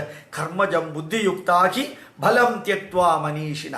നല്ല രീതിയിൽ കഴിവോടുകൂടി കർമ്മം ചെയ്യാൻ കപ്പാസിറ്റി ഉള്ളവര് കർമ്മയോഗികള്. കർമ്മജം കർമ്മയോഗികള്. ബുദ്ധിയുക്താഹി ബലം ത്യക്വാ മനീഷിന. കർമ്മജം ബുദ്ധിയുക്താഹി ഫലം ത്യക്വാ മനീഷിന. ശരിക്ക് നല്ല കർമ്മയോഗികള് ഒരിക്കലും ചെയ്ത പ്രവൃത്തിയുടെ റിസൾട്ടിനെയും റിവാർഡിനെയും കുറിച്ച് ചിന്തിക്കുന്നില്ലെന്ന് മാത്രമല്ല, റിസൾട്ട് എന്തുമാവട്ടെ അതിനെക്കുറിച്ച് ഞാൻ ബോധേടല്ല, അതെനിക്ക് വേണ്ട. റിവാർഡ് എന്തുമാവട്ടെ അതും എനിക്ക് വേണ്ട. എനിക്ക് റിസൾട്ടും വേണ്ട, റിവാർഡും വേണ്ട. I don't want anything. I am just undertaking this as mission, as my mission. ഇതെൻ്റെ മിഷനാണ്. സ്വാമി വിവേകാനന്ദൻ്റെ അടുത്ത് ഷിക്കാഗോയിലെ പ്രഭാഷണം കഴിഞ്ഞപ്പോഴത്തേക്ക് നിങ്ങൾക്കറിയാം 1893 സെപ്റ്റംബർ മാസം 11-ാം തീയതി വിവേകാനന്ദൻ ഇടിച്ചു കയറി പ്രഭാഷണം നടത്തിയതാണ്. അദ്ദേഹത്തിന് വലിയ സാധ്യതകളൊന്നും ഉണ്ടായിരുന്നില്ല, സർട്ടിഫിക്കറ്റുകളില്ല, പാസ്പോർട്ടില്ല, അദ്ദേഹത്തിൻ്റെ ക്രെഡൻഷ്യൽസ് ഇല്ല. എന്നാലും ഒരു ജൂതൻ പ്രൊഫസർ വിവേകാനന്ദനെ കുറേ നേരം സംസാരിച്ചിട്ട് വിവേകാനന്ദൻ്റെ ബാക്ക്ഗ്രൗണ്ടുകളെല്ലാം അറിഞ്ഞ് 1 മണിക്കൂറോളം സംസാരിച്ചതിന് ശേഷം വിവേകാനന്ദൻ ഒരു സർട്ടിഫിക്കറ്റ് കൊടുത്തു. എന്താ സർട്ടിഫിക്കറ്റ് കൊടുത്തതെന്നറിയാമോ? I can assure you that the total knowledge of the person hmm I am giving this certificate. എൻ്റെ മുമ്പിലിരിക്കുന്ന ഞാൻ സർട്ടിഫിക്കറ്റ് കൊടുക്കാൻ പോകുന്ന ഈ മനുഷ്യന് അയാളുടെ ആകെ അളവെന്ന് പറയുന്നത് much higher than the total knowledge of the people assembling for that seminar. ആ മീറ്റിങ്ങിൽ വന്നിരിക്കുന്ന വ്യക്തികളുടെ മൊത്തം അറിവ് എത്രയുണ്ടോ അതിനേക്കാൾ എത്രയോ ഇരട്ടിയാണ് ഇയാളുടെ ഒരാളുടെ അറിവ്. അങ്ങനെ ഒരു സർട്ടിഫിക്കറ്റ് കൊടുത്തത്. അതുകൊണ്ട് അദ്ദേഹത്തിന് അവിടെ പറ്റിയത്. ആ പ്രഭാഷണമൊക്കെ കഴിഞ്ഞപ്പോഴത്തേക്കും ഭയങ്കരമായി brother and sisters of America, അതൊക്കെ നിങ്ങൾക്ക് അറിയാവുന്നതാണ്. ശരിക്കും പറഞ്ഞത് തന്നെ വളരെ ഗംഭീരമായിട്ടുള്ളതാണ്. ഒരു കൂപമണ്ഡൂകത്തിൻ്റെ കഥയൊക്കെ 2-ാം ദിവസം പറഞ്ഞത്. ഭാരതം എന്ന രാഷ്ട്രത്തെക്കുറിച്ചും സനാതനധർമ്മത്തെക്കുറിച്ചുമാണ് അദ്ദേഹം പറഞ്ഞത്. അതെല്ലാം പറഞ്ഞു കഴിഞ്ഞപ്പോൾ അദ്ദേഹത്തിന് ഭയങ്കര ഡിമാൻഡായിരുന്നു. അടുത്ത ദിവസം ഉണ്ടല്ലോ 4 റോ ആണ് മാറ്റിയതെന്നാണ് പറയുന്നത്. 4 റോ എന്ന് വെച്ചാൽ മനസ്സിലായോ? വലിയ ഹാളാണ്. ഞാൻ ആ ഹാളിലേക്ക് പോയിട്ടുണ്ട്. വിവേകാനന്ദൻ നിന്ന് സംസാരിച്ച സ്ഥലത്ത് നിൽക്കാൻ 5 പ്രാവശ്യം എനിക്ക് ഭാഗ്യവും കിട്ടിയിട്ടുണ്ട്. അതൊരു ജീവിതത്തിലെ ആഗ്രഹമായിരുന്നു. ഷിക്കാഗോയിലെ നാഷണൽ മ്യൂസിയമാണിതിപ്പോൾ. അപ്പോൾ അവിടെ നിന്ന് സംസാരിക്കുമ്പോൾ സാറിന് കുറച്ച് പേരേ ഉള്ളൂ എങ്കിൽ ഈ പ്രസംഗിക്കുന്നവർക്ക് മൂഡ് പോകാതിരിക്കാൻ 4-5 ഷട്ടറുകൾ അടയ്ക്കും. അപ്പം ചെറിയ മുറിയാവും. ചെറിയ മുറിയിൽ സംസാരിക്കുമ്പോൾ ഹാള് ഫുള്ളാണെന്ന് തോന്നും. വിവേകാനന്ദന് മാത്രമാണ് 1-ാമത്തെ ഷട്ടറും തുറക്കണം, 2-ാമത്തെ ഷട്ടറും തുറക്കണം, 3-ാമത്തെ ഷട്ടറും തുറക്കണം. അത്രയും അധികം ആൾക്കാർ വിവേകാനന്ദൻ സംസാരിക്കുമ്പോൾ കേൾക്കാനുണ്ടാവും. 4 ഷട്ടർ തുറക്കേണ്ടി വരുന്ന വിവേകാനന്ദന് മാത്രമാണ്. അത്രയും ആ ഹാളിൽ അത്രയും ഗ്യാപ്പിൽ മുഴുവൻ ആൾക്കാരിരിക്കും. അത് കഴിഞ്ഞിട്ട് വിവേകാനന്ദൻ പുറത്ത് വന്നപ്പോഴത്തേക്ക് ചോദിച്ചു, അങ്ങ് മറ്റു പല സ്ഥലത്തും പ്രഭാഷണത്തിന് വരണമെന്ന് ആൾക്കാരെ ക്ഷണിക്കുന്നു, അങ്ങക്ക് എന്താ വേണ്ടത്? കർമ്മജം ബുദ്ധിയുക്താഹി ബലം ത്യക്വാ മനീഷിണ. എന്താ വിവേകാനന്ദ പറയുന്നത്? എനിക്കൊന്നും വേണ്ട, ഞാൻ എന്തെങ്കിലും ഉണ്ടാക്കാൻ വന്നതല്ലല്ലോ. കർമ്മജം ബുദ്ധിയുക്താഹി ബലം ത്യക്വാ മനീഷിണ. നിങ്ങളുടെ പൈസയും വേണ്ട, നിങ്ങളുടെ പേരും വേണ്ട, എനിക്ക് നിങ്ങളുടെ അനുഗ്രഹവും വേണ്ട. അതിൻ്റെ അർത്ഥം അഹങ്കാരത്തിൻ്റെ ഭാഷയല്ലാതെ ഒന്നും എനിക്ക് വേണ്ട, എനിക്കൊന്നും വേണ്ട. എനിക്ക് ഇവിടെ വന്ന് എൻ്റെ രാഷ്ട്രത്തിൻ്റെ ദയനീയമായ ഇപ്പോഴത്തെ അവസ്ഥയെക്കുറിച്ച്, ആ രാഷ്ട്രത്തെ തിരിച്ച് ലോക ജഗദ്ഗുരു ആക്കുന്നതിനെ കുറിച്ചുള്ള കർമ്മത്തിൽ ഏർപ്പെടാൻ ഞാൻ അമേരിക്കയിൽ വന്ന് നിങ്ങളുടെ അടുത്ത് പ്രസംഗം ചെയ്തു, നിങ്ങളെ ഞാൻ അഭിസംബോധന ചെയ്തു എന്ന് പറഞ്ഞാൽ തിരിച്ച് ഞാൻ ഭാരതത്തിലേക്ക് പോകുമ്പോൾ എനിക്ക് വലിയ സ്വീകരണം ലഭിക്കും. അല്ലെങ്കിൽ എന്നെ ഭാരതീയർ അംഗീകരിക്കില്ല. ദുഃഖകരമായ വസ്തുതയാണത് എന്ന രീതിയിൽ പറഞ്ഞു. വേർഡ് ബൈ വേർഡ് അങ്ങനെയല്ല പറഞ്ഞത്. പറഞ്ഞാൽ സ്വന്തം രാഷ്ട്രത്തെ അവഹേളിക്കലാവില്ലേ? ഞാൻ തിരിച്ചു പോകുമ്പോൾ എൻ്റെ ജനത എന്നെ 2 കൈയും കുപ്പി സ്വീകരിക്കും. അപ്പം ഞാൻ പറയുന്നത് അവർ സ്വീകരിക്കും. അല്ലാതെ എനിക്ക് നിങ്ങളിൽ നിന്നൊന്നും വേണ്ട. കർമ്മജം ബുദ്ധിയുക്താഹി ബലം ത്യക്വാ മനീഷിണ. റിസൾട്ടും റിവാർഡും ബോണ്ടേജ് ഇല്ലാതെ വേണ്ടെന്ന് വെച്ച് മുമ്പോട്ട് പോകുന്ന മനുഷ്യർ ജന്മബന്ധ വിനിർമുക്ത പദം ഗച്ഛന്ത്യനാമയം. അവർക്ക് ഈ ജന്മത്തിലെ കർമ്മബന്ധനങ്ങളൊന്നുമില്ലാതെ, for every good action there is an equal and opposite good reaction. For every bad action there is an equal and opposite bad reaction to be experienced by the actor. ആ ജന്മകർമ്മ ബന്ധങ്ങളൊന്നും അവരെ ബാധിക്കുന്നില്ല. പദം ഗച്ഛന്ത്യനാമയം, പരമമായ പദവിയിലേക്ക് എത്തും. അതാണ് സ്വാമി വിവേകാനന്ദൻ സമാധിയാവുന്നതിന് ഡയബറ്റിക്സ് 450 വന്നു. 450 ലെവലിൽ ഡയബറ്റിക്സ് വന്ന് 39-ാമത്തെ വയസ്സിൽ സമാധിയാവാൻ പോകുമ്പോൾ ശിഷ്യന്മാർ വന്ന് വിവേകാനന്ദനോട് ചോദിച്ചു, ഞങ്ങൾ എന്താ ചെയ്യേണ്ടത്? വളരെ കൺഫ്യൂഷനായിരുന്നേ. വിവേകാനന്ദന് തന്നെ 39 വയസ്സായുള്ളൂ. ശിഷ്യന്മാർ പലരും അതിനേക്കാളും പ്രായമുള്ളവരാണ്. ഞങ്ങൾ എന്താ ചെയ്യേണ്ടത്? വിവേകാനന്ദൻ പറഞ്ഞത് എന്താ അറിയാമോ? അടുത്ത 500 വർഷത്തേക്കുള്ളത് ചെയ്യാനുള്ളത് ഞാൻ ചെയ്തിട്ടുണ്ട്, അത് നിലനിർത്തിയാൽ മതി, അതിനു വേണ്ടി പരിശ്രമിച്ചാൽ മതി. അതാണ് പദം ഗച്ഛന്ത്യനാമയം, പരമമായ പദത്തിലേക്ക് എത്തും. 500 വർഷത്തേക്ക് ചെയ്തിട്ടുണ്ട്. എബ്രഹാം ലിങ്കൺ പോലും ഞാൻ അടുത്ത 35 വർഷത്തേക്ക് ചെയ്യാനുള്ളത് ചെയ്തിട്ടുണ്ടെന്നാണ് പറഞ്ഞിരിക്കുന്നത്. അത് പ്രത്യക്ഷമായിട്ടല്ല, ഒരു പ്രത്യേക രീതിയിൽ അങ്ങനെ ഒരു വരി ഉപയോഗിച്ചു. അടുത്ത 1-2 ജനറേഷന് പ്രോബ്ലം ഇല്ലാതെ ഈ അമേരിക്കക്കകത്ത് ബ്ലാക്കും വൈറ്റും തമ്മിലുള്ള ഒരു കോൺഫ്ലിക്റ്റ് ഉണ്ടാവില്ല അടുത്ത 1-1.5 ജനറേഷൻ. അതാണ് ഞാൻ 35 എന്നുള്ള വാക്ക് പ്രത്യക്ഷമായിട്ട് പറഞ്ഞത്. അപ്പൊ ഇവിടെ പദം ഗച്ഛന്ത്യനാമയം, പരമമായ പദവിയിലേക്ക് എത്തും. അത് വിവേകാനന്ദന് സാധിച്ചു. ഒരു 3 വർഷം 4 വർഷം 5 വർഷം മുമ്പ് ഞാൻ ഷിക്കാഗോയിൽ പോയിരുന്നു. അപ്പോൾ ഇപ്പോൾ പണ്ട് ആ നാഷണൽ മ്യൂസിയത്തിൻ്റെ ചേർന്ന 8-10 വരിയുള്ള പാതയുണ്ട്. രാത്രിയാണ് പോയത്, വളരെ ലേറ്റായിട്ടാണ് പോയത്.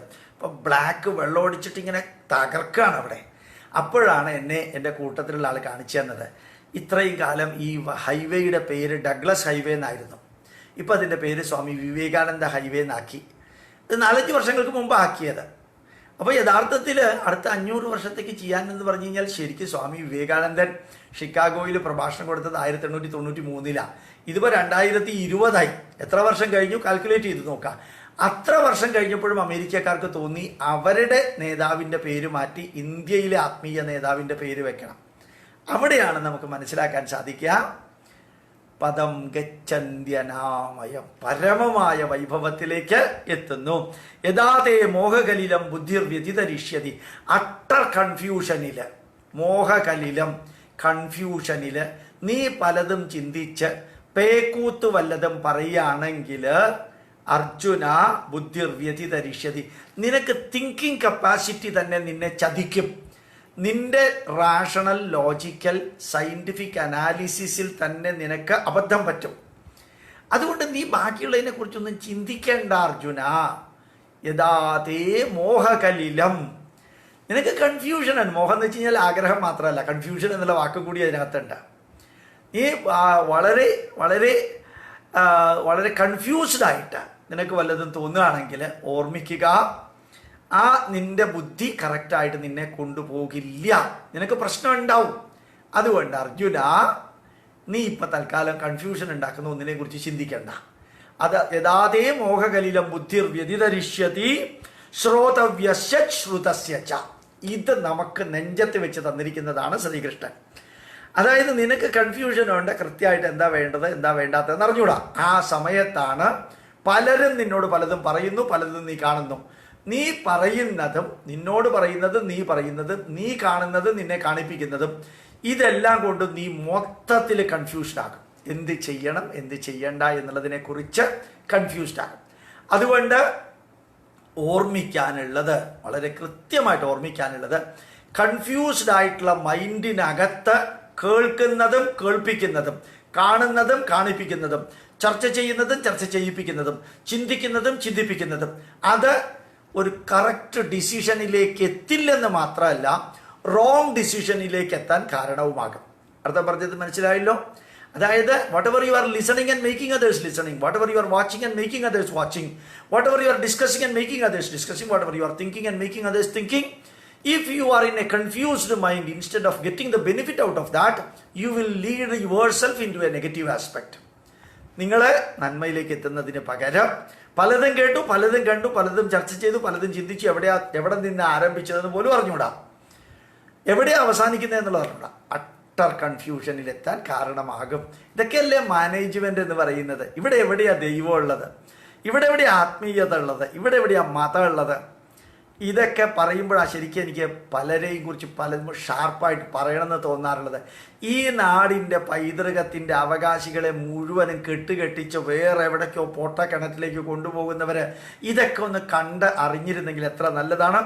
വീണ്ടും ഞാൻ ഒന്നുകൂടി വായിക്കുന്നു. യഥാതേ മോഹകലിലം ബുദ്ധിർ വ്യതിതരിഷ്യതി തഥാ ഗന്ധാസി നിർവേദം ശ്രോതവ്യസ്യ ശ്രുതസ്യ ച. നീ കൺഫ്യൂസ്ഡ് ആയിരിക്കുന്ന സമയത്ത് എന്ത് കേട്ടാലും എന്ത് കണ്ടാലും അതെല്ലാം നിനക്ക് പ്രശ്നമുണ്ടാക്കും. കാരണം നിന്റെ മനസ്സ് ഫോക്കസ്ഡ് അല്ല. അടുത്തത് ശ്രുതി വിപ്രതിപന്നാതേ യഥാ സ്ഥാസ്യതി നിശ്ചല സമാധാവചല ബുദ്ധിസ്തദാ യോഗമവാപ്സ്യതി.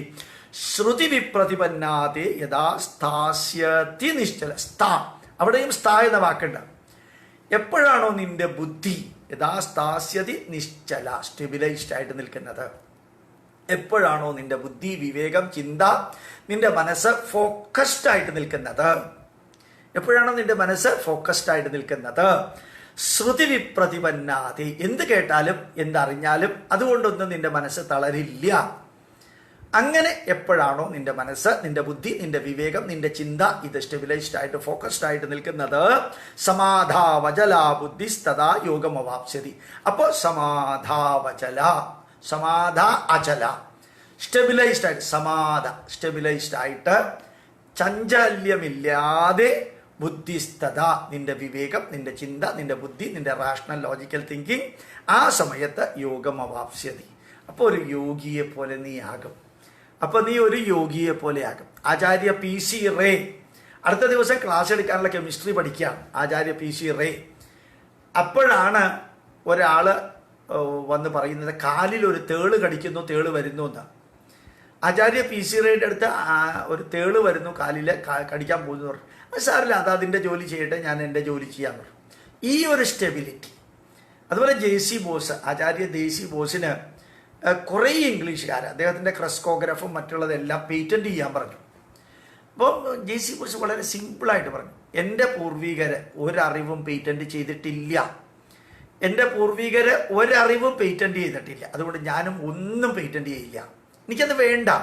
30 ശതാബ്ദങ്ങൾക്ക് മുമ്പ് ഗംഗാനദീ തീരത്തിരുന്ന് എൻ്റെ പൂർവികർ എന്താണോ പറഞ്ഞിരിക്കുന്നത്, ലോകത്തിന് എന്ത് സന്ദേശമാണോ നൽകിയിരിക്കുന്നത്, അത് ശാസ്ത്ര ഗവേഷണത്തിലൂടെ തെളിയിച്ച് നിങ്ങളുടെ മുമ്പിൽ തരൽ മാത്രമാണ് എൻ്റെ ജോലി. അതല്ലാതെ എനിക്ക് പേറ്റൻറ്റ് ചെയ്യൽ എൻ്റെ ജോലിയല്ല. ഈ അറിവ് എൻ്റെ പൂർവികരുടെ അറിവാണ്, എനിക്കത് വേണ്ട. അതുപോലെ ലാസ്റ്റ് സ്റ്റേജ് ആയപ്പോഴത്തേക്കും ഈ ജെ.സി. ബോസിൻ്റെ അടുത്ത് ഒരു സ്റ്റുഡൻറ്റ്, നല്ല ഹൈലി ഇൻ്റലിജൻ്റ് സ്റ്റുഡൻറ്റ് വന്ന് പറയുകയുണ്ടായി, അങ്ങയുടെ ഗവേഷണങ്ങളും പരീക്ഷണങ്ങളും നിരീക്ഷണങ്ങളും റിസൾട്ടും അതുമാതിരിയുള്ളതിന് എനിക്ക് വിശ്വാസം ഇല്ല. I don't believe, I don't have faith in your research and results. അപ്പോൾ ജെ.സി. ബോസ് തിരിച്ചു പറഞ്ഞത്, at this level I need not bother about your comment, I ignore you. അവിടെ അതാ പറഞ്ഞത്, at this point I need not bother about your comment, I ignore you. അതാണ് last സ്റ്റേജിൽ പറഞ്ഞത്. അപ്പോൾ ശരിക്കും സമാധാവചല ബുദ്ധി, അപ്പോൾ സ്റ്റെബിലൈസ്ഡ് ബുദ്ധി എത്തി. ഇതുമാതിരിയുള്ള വല്ലവൻ്റെ കമൻ്റൊക്കെ കേട്ടിട്ട് എക്സൈറ്റഡ് ആവേണ്ട കാര്യമില്ല, അവനോട് ഉത്തരം പറയേണ്ട കാര്യമൊന്നുമില്ല. സമാധാവചല ബുദ്ധി യോഗ മവാപ്സ്യതി, ഒരു യോഗിയുടെ ലെവലിലേക്ക് എത്തും. അതെത്തി ആചാര്യ പി സി റൈക്ക്. ആചാര്യ പി സി റൈയെ കുറിച്ച് നിങ്ങൾക്ക് അറിയാമില്ലേ? സമരം ചെയ്ത് ഇംഗ്ലീഷുകാർക്ക് തുല്യമായിട്ട് ശമ്പളം വാങ്ങിച്ച ആദ്യത്തെ ഇന്ത്യക്കാരനാണ് അദ്ദേഹം. കൽക്കട്ട യൂണിവേഴ്സിറ്റിയിലൊക്കെ ഇംഗ്ലീഷുകാരുടെ സാലറി വളരെ കൂടുതൽ, ഇന്ത്യക്കാർക്ക് അതിൻ്റെ 10-1 അംശമേ ഉള്ളൂ. ഭയങ്കരമായിട്ട് സമരം ചെയ്തിട്ട് ഇംഗ്ലീഷുകാർക്ക് തുല്യമായിട്ടുള്ള ശമ്പളം വാങ്ങിച്ച ആളാണ്. മാത്രമല്ല, ഉച്ചയ്ക്ക് ലഞ്ച് കഴിക്കാതെ ഒരു ചെറിയ പൈസ കൊടുത്തിട്ട് സർവൻറ്റിനോട്, അദ്ദേഹത്തിൻ്റെ അസിസ്റ്റൻ്റ് പ്യൂണിനോട് പഴം കൊണ്ടുവരാൻ പറയും. ഒരു ദിവസം അസിസ്റ്റൻ്റ് 4 പഴം കൊണ്ടുവന്നു, ചെറിയ പഴം 4 പഴം കൊണ്ടുവന്നു. ഭയങ്കരമായിട്ട് അദ്ദേഹത്തിനെ ഫയർ ചെയ്തു. 3 പഴം മേടിക്കാനല്ലേ പറഞ്ഞത്, എന്തിനാ 4 മേടിച്ചത്? ഈ പൈസ എവിടെ നിന്ന് വരും? എന്തിനീ പൈസ ചിലവാക്കി, വേസ്റ്റാക്കി? ആ മനുഷ്യൻ കിട്ടിയ ശമ്പളത്തിലെ ഒരു പൈസ പോലും എടുക്കാതെ മുഴുവനും കൽക്കട്ട യൂണിവേഴ്സിറ്റിയിലെ കെമിസ്ട്രി ഡിപ്പാർട്ട്മെൻറ്റ് ഉണ്ടാക്കാനായിട്ട് ചിലവഴിച്ച ആളാണ്. ഒറ്റ പൈസ ശമ്പളത്തിൽ നിന്ന് എടുത്തിട്ടില്ല. മുഴുവനും കൽക്കട്ട യൂണിവേഴ്സിറ്റിയിലെ കെമിസ്ട്രി ഡിപ്പാർട്ട്മെൻറ്റ് ഉണ്ടാക്കിയത് ആചാര്യ പി സി റൈയുടെ ശമ്പളമാണത്. അങ്ങനെ കിട്ടിയ ഗ്രാൻഡ് പോലും എടുത്തില്ല. ഗ്രാൻഡ് റിസർച്ചിന് ഉപയോഗിച്ചു, ശമ്പളം ഉപയോഗിച്ചിട്ടാണ് യൂണിവേഴ്സിറ്റി. 3 പഴത്തിന് പകരം 4 പഴം കൊണ്ടുവന്നപ്പോഴത്തേക്കും ഫയർ ചെയ്ത പാർട്ടിയാണ് ആചാര്യ പി സി റൈ. ഇവരൊക്കെയാണ് യോഗമവാപ്സ്യതി, അവരാണ് യോഗികൾ. അങ്ങനെയുള്ളവരെ കുറിച്ച് ഒന്നും നമ്മൾ പഠിപ്പിച്ചിട്ടില്ല. പഠിപ്പിച്ചതൊക്കെ വാര്യംകുന്നത്ത് അഹമ്മദ് ഹാജിയെ പോലെയുള്ള പാർട്ടീസിനെയാണ്. പിന്നെ എന്ത് ചെയ്യും? അടുത്തത് അർജുനന്റെ ചോദ്യം വഴിതെറ്റുന്നു. പക്ഷെ നമുക്ക് വേണ്ടിയിട്ട് അർജുനൻ ചോദിക്കുന്നേ, അതൊന്നും ചോദിക്കേണ്ട സമയമല്ല. പക്ഷെ എന്നാലും ചോദിച്ചപ്പോഴത്തേക്കും കൃഷ്ണൻ അതിന് ഉത്തരം കൊടുക്കുന്നു. സ്ഥിതപ്രജ്ഞസ്യ കാ ഭാഷ, ഒരു സ്ഥിതപ്രജ്ഞൻ, ഒരു സ്റ്റെബിലൈസ്ഡ് ആയിട്ട് മനസ്സ് വന്നിരിക്കുന്ന വ്യക്തി എങ്ങനെയാണ് സംസാരിക്കുക? അയാളുടെ ലാംഗ്വേജ് എന്താണ്? സ്ഥിതപ്രജ്ഞസ്യ കാ ഭാഷ സമാധിസ്ഥ, സമാധിസ്ഥസ്യ, സ്ഥ അവസ്ഥ, സ്റ്റാൻഡിങ് പോയിന്റ്. അയാളുടെ മനസ്സ് ഏത് രീതിയിലാണ് സ്റ്റെബിലൈസ്ഡ് ആയിട്ട് നിൽക്കുക? അല്ലയോ കേശവ, സ്ഥിതപ്രജ്ഞസ്യ കാ ഭാഷ സമാധിസ്ഥസ്യ കേശവ സ്ഥിതധി കിം പ്രഭാഷേത. ആ സ്റ്റെബിലൈസ്ഡ് ആയിട്ടുള്ള ആ മനുഷ്യൻ, സ്ഥിതധി ബുദ്ധി സ്റ്റെബിലൈസ്ഡ് ആയിട്ട് നിൽക്കുന്ന ആ മനുഷ്യൻ, കിം പ്രഭാഷേത, അയാൾ എന്താ സംസാരിക്കുക? കിം ആസീത വ്രചേത, കിം എങ്ങനെ അയാൾ ഒരു സ്ഥലത്ത് ഇരിക്കുക, അയാൾ എങ്ങനെ നടക്കുക? ഒരു കുട്ടിയെ പോലെയുള്ള ചോദ്യമാണ് അർജുനൻ ചോദിക്കുന്നത്. Down to earth. ഒരു പക്ഷേ യുദ്ധക്ഷേത്രത്തിൽ ചോദിക്കേണ്ട ചോദ്യം അല്ലാതെ പിന്നെ എന്തിന് വേദവ്യാസൻ ഇത് എഴുതി? വേദവ്യാസൻ ഇത് എഴുതിയത് എനിക്കും നിങ്ങൾക്കും വേണ്ടിയിട്ടാണ്. കാരണം സ്ഥിതപ്രജ്ഞനും സ്റ്റെബിലൈസ്ഡും സംഘം ത്യക്ത്വ എന്നൊക്കെ പറഞ്ഞില്ലേ? യോഗ കർമ്മസു കൗശലം, യോഗസ്ഥ കുരുകർമാണി എന്നൊക്കെ പറഞ്ഞില്ലേ? ആ യോഗസ്ഥ കുരുകർമാണി, യോഗത്തിൽ നിന്നുകൊണ്ട് കർമ്മം ചെയ്യുന്ന വ്യക്തിയുടെ അവസ്ഥ എന്താണ് എന്ന് അർജുനൻ അറിഞ്ഞാലും അറിഞ്ഞില്ലെങ്കിലും നമ്മളറിയണം. അർജുനന് വേണ്ടി മാത്രം പറഞ്ഞതല്ലാതെ. അതുകൊണ്ട് സ്ഥിതപ്രജ്ഞസ്യ കാ ഭാഷ, സ്റ്റെബിലൈസ്ഡ് ആയിട്ടുള്ള മനസ്സ്, പ്രജ്ഞം, അവയർനെസ്സും കോൺഷ്യസ്നെസ്സും ഉള്ള മനുഷ്യൻ എന്താ സംസാരിക്കുക? സ്ഥിത ഭാഷ സമാധിസ്തസ്യ കേശവ. അയാളിങ്ങനെ സ്റ്റെബിലൈസ്ഡ് ആയിട്ട് എങ്ങനെയാ നിൽക്കുക? സമാധിസ്ഥ അസ്യ കേശവ. അയാൾ എങ്ങനെയാ നിൽക്കുക? സ്ഥിതതീ കിം പ്രഭാഷേത. ആ സ്റ്റെബിലൈസ്ഡ് ആയിട്ട് മനസ്സുള്ളവൻ എന്താ സംസാരിക്കുക? കിം ആസീത, എങ്ങനെ ഇരിക്കുക? വ്രജേത കിം, എങ്ങനെയാ നടക്കുക? ശ്രീ ഭഗവാനുവാച. കൃഷ്ണൻ അതിന് മറുപടി കൊടുക്കുകയാണ്. പ്രജഹാതി യഥാ കാമാൻ സർവാൻ പാർത്ഥമനോഗതാൻ ആത്മന്യേവാത്മനാ തുഷ്ട സ്ഥിതപ്രജ്ഞസ്തതോച്യതേ. നല്ല ഒരു വരിയ, ഒരു ഇടിമിന്നലിൻ്റെ വരിയാണത്. പ്രജഹാതി യഥാ കാമാൻ, തൻ്റെ മനസ്സിനകത്തുള്ള അത്യാഗ്രഹങ്ങളെ, ഓവർ ആഗ്രഹങ്ങളെ, അതിനെ ജയിക്കണം. വേണ്ടതും വേണ്ടാത്തതൊക്കെ നമുക്ക് വേണമെന്നുള്ള തോന്നലിനെ ജയിക്കണം.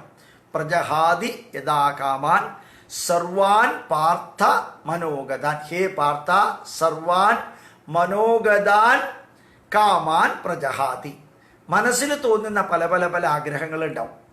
ആ പല പല പല ആഗ്രഹങ്ങളെയും ഒന്ന് കൺട്രോൾ ചെയ്യുക, അതിനെ ഒന്ന് നിയന്ത്രിക്കാൻ പഠിക്കുക. മരിക്കുന്നത് വരെ വേണമെന്നില്ല, പക്ഷെ ഇപ്പോൾ ക്രൈസിസിലാണ്. ആ സ്റ്റെബിലൈസ്ഡ് ആയിട്ടുള്ള അവസ്ഥയിൽ വേണ്ടി വരുമ്പോൾ മനസ്സിനകത്ത് ഉദയം ചെയ്യുന്ന പല പല കാര്യങ്ങളെയും ഒന്ന് കൺട്രോൾ ചെയ്യാൻ ശ്രമിക്കുക. ആത്മന്യേവാത്മനാ തുഷ്ട. ഈ വരി കയ്യിൽ പേനയുള്ളവർ ഒന്ന് മാർക്ക് ചെയ്താൽ നല്ലതാണ്. പേനയുള്ളവർ നിങ്ങളുടെ അവനവൻ ചെയ്യുന്ന കർമ്മത്തിൽ അവനവൻ ആത്മനിർവൃതി ഉണ്ടാവണം. അത് പഠിക്കണം. എൻ്റെ മുമ്പിൽ ഈ ക്ലാസ് കേൾക്കുന്നവർ, ഞാൻ ചെയ്യുന്ന പ്രവൃത്തിയിൽ സന്തോഷം ഉണ്ടാവുക. ഞാൻ ചിലപ്പോൾ പറയാറുണ്ട്, പറയുന്നത് തെറ്റാണെന്ന് എനിക്കറിയാം. ഭാരതത്തിൽ 10 ഏറ്റവും സന്തോഷിക്കുന്ന വ്യക്തികളുണ്ടെങ്കിൽ ഒരാൾ ഗോപാലകൃഷ്ണനാണ്. ആരെന്ത് പറഞ്ഞത് കേട്ട അതൊക്കെ ഞാൻ കേൾക്കുന്നത്. ഒരാൾ ഗോപാലകൃഷ്ണനാണ്. അത്ര സന്തോഷമാണ് എൻ്റെ ജീവിതത്തിലുള്ളത്. ഞാൻ എപ്പോഴും പറയാറുണ്ട്, നാളെ രാവിലെ 8 മണിക്ക് ഞാൻ മരിക്കുകയാണെങ്കിൽ 7:50 വരെയും ഈ കർമ്മം ചെയ്യാൻ ജഗതീശ്വര അനുഗ്രഹിക്കണമേ എന്ന് പ്രാർത്ഥിക്കാം. 8 മണിക്ക് മരിക്കുകയാണെങ്കിൽ 7:50 വരെ ഈ കർമ്മം ചെയ്യണം. 10 മിനിറ്റ് മരിക്കാനായിട്ട് പ്രിപ്പറേഷൻ വേണ്ടേ? 10 മിനിറ്റ് ഇല്ലെങ്കിൽ പിന്നെ എങ്ങനെയാണ് മരിക്കാൻ പ്രിപ്പയർ ചെയ്യണ്ടേ? അപ്പോൾ അതുകൊണ്ട് ആത്മന്യേവാത്മനാ തുഷ്ട. ഞാൻ 2 പ്രാവശ്യം പറയുന്നു, ആത്മന്യേവാത്മനാ തുഷ്ട. എൻ്റെ കർമ്മത്തിൽ, എൻ്റെ ചിന്തയിൽ, എൻ്റെ വീക്ഷണത്തിൽ, എൻ്റെ മുമ്പോട്ടുള്ള പ്രയാണത്തിൽ ഞാൻ സന്തുഷ്ടനാണ്. I am the happiest person on my vision, on my view point, on my action, on my mission and also on my procedure. I am the happiest man എന്ന് എനിക്ക് തോന്നണം. നിങ്ങൾക്ക് തോന്നാൻ ശ്രമിക്കുക. നമുക്ക് തോന്നാൻ ശ്രമിക്കാം. ദുഷ്ട സ്ഥിതപ്രജ്ഞസ്തതോച്യതേ. അവനെയാണ് സ്ഥിതപ്രജ്ഞ എന്ന് പറയുക. ഞാൻ സ്ഥിതപ്രജ്ഞനൊന്നുമല്ല കേട്ടോ, പക്ഷേ ഈ ഒരു വരിയെ മാത്രമാണ് ഞാൻ അണ്ടർലൈൻ ചെയ്യാൻ പറഞ്ഞത്. നമ്മൾ സ്ഥിതപ്രജ്ഞൻ്റെ ലെവലിലേക്ക് എത്തണമെങ്കിൽ ഇനി ഒരു 10 ജന്മം കഴിയണം. 10 ജന്മം മിനിമം കഴിയണം ഒരു സ്ഥിതപ്രജ്ഞൻ്റെ ലെവലിലേക്ക് എത്തണമെങ്കിൽ. എത്താൻ ആഗ്രഹവും ഇല്ല എനിക്ക്, പക്ഷേ എനിക്കെന്നല്ല പലർക്കും. പക്ഷേ നമുക്ക് ഈ ജീവിതത്തിൽ ചെയ്യുന്ന പ്രവൃത്തിയിൽ സന്തോഷം ഉണ്ടാവാം. നമ്മുടെ റിക്വയർമെൻറ്റ് ചെറുതാണ്, നമ്മുടെ റിക്വയർമെൻറ്റ് മിനിമമാണ്. അതായത് ചെയ്യുന്ന പ്രവൃത്തിയിൽ സന്തോഷം ഉണ്ടാവാം, ചെയ്യുന്ന പ്രവൃത്തിയിൽ ആഹ്ലാദം ഉണ്ടാവുക. അതിനേക്കാളും വലുത് എന്താ വേണ്ടത്? ശപിച്ചുകൊണ്ട്, പ്രാവിക്കൊണ്ട്, എന്താ പറയുക, കേഴ്സിങ് ആൻഡ് മർമറിങ് ആൻഡ് അങ്ങനെയുള്ളതിനെ പകരം അതെനിക്കിഷ്ടമുള്ള ഞാൻ ചെയ്തോളാം എന്ന് പറഞ്ഞ് ചെയ്യാൻ സാധിക്കാം. ഇത് ഭഗവത്ഗീതയിലെ ഏറ്റവും ഉജ്ജ്വലമായ ശ്ലോകം എന്ന് പറയുന്നത് 6-ാം അധ്യായത്തിലെ 5-ാമത്തെ ശ്ലോകമാണ്. 2-ാമത്തെ ഏറ്റവും ഉജ്ജ്വലമായ ശ്ലോകം ഇതാണ്. ഈ ഒരു ശ്ലോകത്തിനൊരു പ്രത്യേകതയാണ്. സമയം കുറേ ആയി, എന്നാലും പണ്ട് നമ്മളുടെ ഇന്നത്തെ മുഖ്യമന്ത്രി അഗ്രികൾച്ചർ മിനിസ്റ്റർ ആയിരുന്ന കാലത്ത് 37 കോടി രൂപയുടെ ഡൈക്കോഫോള് വാങ്ങിച്ചു മണ്ടരി രോഗത്തിനെതിരായിട്ട്. 37 കോടിയുടെ ഡൈക്കോഫോള്. ഞാൻ ഗാന്ധി സ്മാരക നിധി തിരുവനന്തപുരത്തിൽ പ്രഭാഷണം കൊടുത്തപ്പോൾ ഡൈക്കോഫോൾ എന്ന ആ സാധനം മോസ്റ്റ് ഡേഞ്ചറസ് ആണ്, ക്യാൻസർ ഉറപ്പാണ്, ബോൺ മാരോ ക്യാൻസർ വരുമെന്ന്, ഞാൻ പെസ്റ്റിസൈഡിൽ വർക്ക് ചെയ്തിട്ടുണ്ട് ഞാൻ CSIR എന്ന് ഞാൻ അടിമുടി വിവരിച്ചു. കുറേ പേരത് കേട്ടുകൊണ്ടിരുന്നു.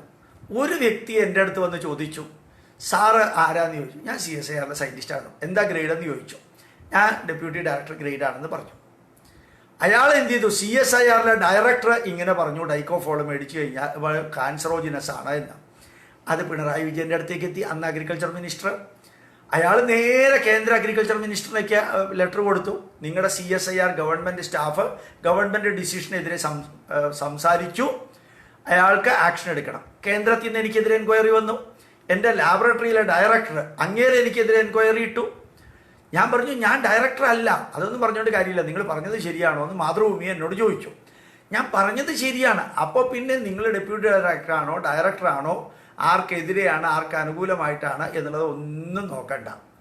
വേറെ മാതൃഭൂമിയിൽ ഫ്രണ്ട് പേജിൽ വന്ന ഈ വാർത്തയിൽ നിങ്ങൾ പറഞ്ഞത് ശരിയാണെങ്കിൽ ഞങ്ങൾ നിങ്ങളുടെ കൂടെയുണ്ട് എന്ന് അവിടുത്തെ ഡെപ്യൂട്ടി ചീഫ് എഡിറ്റർ ജോസഫ് എന്നോട് പറയുകയും ചെയ്തു. എന്നെ ഡയറക്ടർ വിളിച്ചിട്ട് ഭയങ്കര ത്രട്ടണിങ് ആണ്, നിന്നെ സസ്പെൻഡ് ചെയ്യുമെന്ന് പറഞ്ഞു. അപ്പം എന്നെ രക്ഷിച്ച ഒരു ഒരു ഭഗവത്ഗീതയിലെ വരി ഇതാണ്: ദുഃഖേഷു അനുദ്വിഗ്നമന, ദുഃഖം വരുമ്പോൾ പരിധിക്കപ്പുറം താഴാതിരിക്കുക. Don't get over depressed whenever you are facing a sorrow based situation. ദുഃഖേഷു അനുദ്വിഗ്നമന സുഖേഷു വിഗതസ്പൃഹ, സന്തോഷം വരുമ്പോൾ എക്സൈറ്റഡ് ആവാതിരിക്കുക. വീതരാഗ ഭയക്രോധ സ്ഥിതതീർ മുനിരുച്യതേ, ഭഗവത്ഗീതയിലെ ഏറ്റവും ഉജ്ജ്വലമായിട്ടുള്ള 2ാമത്തെ ശ്ലോകം. 5 സന്ദേശങ്ങൾ ഒരുമിച്ച് നെഞ്ചത്തേക്ക് വിടുകയാണ് ശ്രീകൃഷ്ണൻ. ദുഃഖം വരുമ്പോൾ പരിധിക്കപ്പുറം തളരാതിരിക്കുക, സന്തോഷം വരുമ്പോൾ പരിധിക്കപ്പുറം എക്സൈറ്റഡ് ആവാതിരിക്കുക, രാഗം ബന്ധനം ഒഴിവാക്കുക, ഭയം ഒഴിവാക്കുക, വാശി ഒഴിവാക്കുക. ഒരു മുനിയെ പോലെ സ്ഥിതധീർ മുനിരുച്യതേ, ഒരു മുനിയാവണ്ട, ഒരു മുനിയെ പോലെ സ്റ്റെബിലൈസ്ഡ് ആയിട്ടുള്ള മൈൻഡായിട്ടിരിക്കുക. ഒരു ചുക്കും വരില്ല, ഒന്നും സംഭവിക്കില്ല. 2ാമത്തെ ദിവസം എന്നെ വിളിച്ച് ഡയറക്ടർ വാണിംഗ് കൊടുത്തപ്പോഴത്തേക്കും ഞാൻ ഡയറക്ടറോട് പറഞ്ഞു, ഞാൻ പെസ്റ്റിസൈഡ് വർക്ക് ചെയ്യുന്ന ആളാണ്, ഞാൻ പറഞ്ഞത് ശരിയാ, സാറ് എന്നെ സസ്പെൻഡ് ചെയ്യുകയോ ഡിസ്മിസ് ചെയ്യുകയോ എന്തെങ്കിലും ചെയ്താൽ എൻ്റെ അഡ്വക്കേറ്റ് നക്സലൈറ്റ് ആയിട്ടുള്ള ഫിലിപ്പ് എം പ്രസാദാണ്, നമ്മൾ അവിടെ വെച്ച് കാണുന്നു പറഞ്ഞു. പിന്നെ അദ്ദേഹം എന്നെ വിളിച്ചിട്ടുമില്ല, എന്നോടൊന്നും പറഞ്ഞിട്ടുമില്ല. ഇത് പേഴ്സണൽ കാര്യമാണ്, തള്ളല്ല. ദുഃഖേഷു അനുദ്വിഗ്നമന സുഖേഷു വിഗതസ്പൃഹ വീതരാഗ ഭയക്രോധ സ്ഥിതധീർ മുനിരുച്യതേ. ഭഗവത്ഗീതയിലെ ഏറ്റവും ഉജ്ജ്വലമായ ശ്ലോകങ്ങളിൽ 2ാമത്തെ ശ്ലോകം. ഏറ്റവും ഉജ്ജ്വലമായിട്ടുള്ള നിർദ്ദേശങ്ങൾ വേറെയുണ്ട്. ഞാൻ നിർദ്ദേശങ്ങളെ അല്ല പറയുന്നത്, ശ്ലോകത്തെ. ഫസ്റ്റ് 6ാം അധ്യായത്തിലെ 5ാമത്തേത് 6, 5, 65 ഓർത്താൽ മതി. 2ാമത്തേത് 2ാം അധ്യായത്തിലെ 56, 256, 256 എന്ന് ഓർത്താൽ മതി. ദുഃഖേഷു അനുദ്വിഗ്നമന, ദുഃഖം വരുമ്പോൾ പരിധിക്കപ്പുറം തളരാതിരിക്കുക. സുഖേഷു വിഗതസ്പൃഹ, സന്തോഷം വരുമ്പോൾ പരിധിക്കപ്പുറം എക്സൈറ്റഡ് ആവാതിരിക്കുക. വീതരാഗ ഭയക്രോധ സ്ഥിതധീർ മുനിരുച്യതേ, ബന്ധനം ഒഴിവാക്കുക, ഭയം ഒഴിവാക്കുക, വാശി ഒഴിവാക്കുക. ഒരു മുനിയെ പോലെ ജീവിക്കാൻ നിങ്ങൾക്ക് സാധിക്കട്ടെ. സമയം 1 മണിക്കൂർ കഴിഞ്ഞു. അതുകൊണ്ട് ഇനി ഞാൻ അടുത്ത ശ്ലോകത്തിലേക്ക് കടക്കുന്നില്ല. ഈ ചില ശ്ലോകങ്ങൾ അത്ര പ്രാധാന്യമില്ലാത്തത് നമ്മൾ ക്രോസ് ചെയ്തുകൊണ്ട് പോകും. വളരെ പ്രാധാന്യമുള്ളതും ഇന്നത്തെ കാലത്ത് പ്രസക്തിയുള്ളതുമായിട്ടുള്ള ശ്ലോകങ്ങൾ കുറേ കൂടുതലായിട്ട് വിവരിക്കും. വളരെ വളരെ വളരെ സന്തോഷമുണ്ട്. ഈ എല്ലാം മറന്നിട്ടാണ് ഞാൻ ക്ലാസ് എടുക്കുന്നത്. ഈവൻ വലിയൊരു സദസ്സിൽ ഭാഗവത സത്രത്തിൽ ക്ലാസ് എടുക്കുമ്പോൾ പോലും ഇങ്ങനെ ഒരു അനുഭൂതി എനിക്ക് ഉണ്ടായിട്ടില്ല. എല്ലാ ദിവസവും ഞാൻ പറയാറുണ്ട്, പറഞ്ഞത് തന്നെയാണ് പറയുന്നതെന്നുള്ളത് എനിക്കറിയാം. പക്ഷേ ഇത്രയും അധികം വ്യക്തികളുടെ മുമ്പിൽ ഇങ്ങനെ ഭഗവത്ഗീത സർവ്വതും മറന്ന് കണ്ണടച്ചടിച്ചു പൊളിച്ച് പറയുമ്പോൾ ഒരു ഭാഗ്യം. എല്ലാം ക്ലോസ് ചെയ്തിരിക്കുകയാണ്, അതുകൊണ്ട് പുറത്തേക്ക് വലുതായിട്ട് കേൾക്കില്ല, എന്നാലും കുറച്ചൊക്കെ കേൾക്കും. സന്തോഷമുണ്ട്, നല്ല സംതൃപ്തിയുണ്ട്. നാളെ ഇന്ന് ഞാൻ 56 നിർത്തി, 60 കൊണ്ടുപോയിട്ട് നിർത്തണം എന്ന് വിചാരിച്ചതാണ്. നടക്കില്ല. എന്താ കാരണം അറിയോ? ഇനിയുള്ളതും വളരെ വളരെ ഇമ്പോർട്ടൻ്റ് ആണ്. യഥാ സംഹരതേ ചായം കുർമോങ്കാനീവ സർവശഃ ഈ ഇന്ദ്രിയാണി ഇന്ദ്രിയാർത്ഥേഭ്യസ്തസ്യ പ്രജ്ഞാ പ്രതിഷ്ഠിത. അതൊക്കെ എത്ര വിവരിച്ചാലും മതിയാവില്ല. സന്തോഷം കൊണ്ട് വിവരിക്കുകയാണ്, നിങ്ങൾക്ക് മനസ്സിലാക്കാൻ ബുദ്ധിമുട്ടൊന്നുമില്ല. സന്തോഷം കൊണ്ട് വിവരിക്കുന്നത് പറഞ്ഞെന്ന് മാത്രമേ. അപ്പോൾ നമുക്ക് ബാക്കി നാളെ ഏതായാലും കൊറോണ എന്നാണ് തീരുക എന്നുള്ളത് അറിഞ്ഞുകൂടാ. കൊറോണ വാക്സിനെ കുറിച്ച് വലിയ ഹോപ്പൊന്നും വേണ്ടെന്ന് എല്ലാവരും ഇപ്പോൾ പറഞ്ഞു തുടങ്ങി. ഇപ്പോൾ എല്ലാവരും കൊറോണ വന്ന് അനുഭവിച്ചു കഴിഞ്ഞാൽ ചിലപ്പോൾ കൊറോണ തന്നെ തിരിച്ചു പോവുമായിരിക്കാം. ഏതായാലും അത്രയും കാലം നമുക്ക് ഭാരതത്തിലെ ഹിന്ദു ധർമ്മത്തിൻ്റെ മഹത്വം, അധർമ്മത്തിനെതിരെ ധർമ്മം കൊണ്ട് യുദ്ധം ചെയ്യാൻ പ്രഖ്യാപിച്ച ശ്രീകൃഷ്ണൻ്റെ അവതാര ലക്ഷ്യം അതാണ് യഥാർത്ഥത്തിൽ. അതാണ് ഈ ഭഗവത്ഗീതയുടെ പ്രത്യേകത. അതൊരു വലിയ ക്യാപ്സ്യൂളാണ്. ഓരോരുത്തരും എനിക്ക് താങ്ക്സും പ്രണാമവും ഒക്കെ അയപ്പിച്ചിട്ടുണ്ട്. നിങ്ങളുടെ നന്ദിയും നിങ്ങളുടെ പ്രണാമവും ഗോപാലകൃഷ്ണൻ കുറേ തുളസി പൂക്കളായിട്ടെടുത്ത് ഞാൻ ആരാധിക്കുന്ന ഗുരുവായൂരപ്പനെയും തൃപ്പൂണിത്രയിലെ പൂർണ്ണത്രൈശൻ്റെയും പാദങ്ങളിൽ സമർപ്പിക്കുന്നു. ഗോപാലകൃഷ്ണൻ ഇതൊന്നും എടുക്കാറില്ല, കാരണം ഞാൻ അങ്ങനെ ഒരു നാറാണത്ത് ഭ്രാന്തരെ പോലെ പോകുന്ന ആളാണ്. അതാണ് എനിക്കിഷ്ടം. നന്ദിയുണ്ട്. ബ്രഹ്മാർപ്പണം ബ്രഹ്മഹവിർ ബ്രഹ്മാഗ്നൗ ബ്രഹ്മണാഹുതം ബ്രഹ്മൈവ തേന ഗന്ധവ്യം ബ്രഹ്മകർമ്മസ്മാദിന. നന്മ വരട്ടെ. പ്രഭോ സേവാവൃത ഭക്തിയ വയം സംപ്രാർത്ഥയാമഹേ കല്യാണാർത്ഥം സ്വരാഷ്ട്രസ്യ പ്രസാരാർത്ഥം സ്വസംസ്കൃതേ വിശ്വസ്യാഭ്യുദയോ യേന പ്രജാനാം ച രക്ഷണം സർവത്ര സർവദാ ശാന്തി സമാധാനം ച സർവദാ. പ്രണാമം പ്രണാമം പ്രണാമം. എല്ലാവർക്കും നന്മ വരട്ടെ. നമ്മുടെ രാഷ്ട്രത്തെയും സംസ്കാരത്തെയും മാത്രം ഫോക്കസ് ചെയ്ത് പ്രവർത്തിക്കുക. 1/3 ഭാഗം നിങ്ങൾക്ക് വേണ്ടിയും 1/3 ഭാഗം നിങ്ങളുടെ കുടുംബത്തിന് വേണ്ടിയും അവസാനത്തെ 1/3 ഭാഗം നമ്മുടെ സംസ്കാരത്തിനും സമൂഹത്തിനും വേണ്ടി ജീവിക്കാൻ ഗോപാലകൃഷ്ണൻ അഭ്യർത്ഥിക്കുന്നു, നിർദ്ദേശിക്കുന്നു. പ്രണാമം പ്രണാമം. ഒരിക്കൽ കൂടി പ്രണാമം. നമസ്കാരം.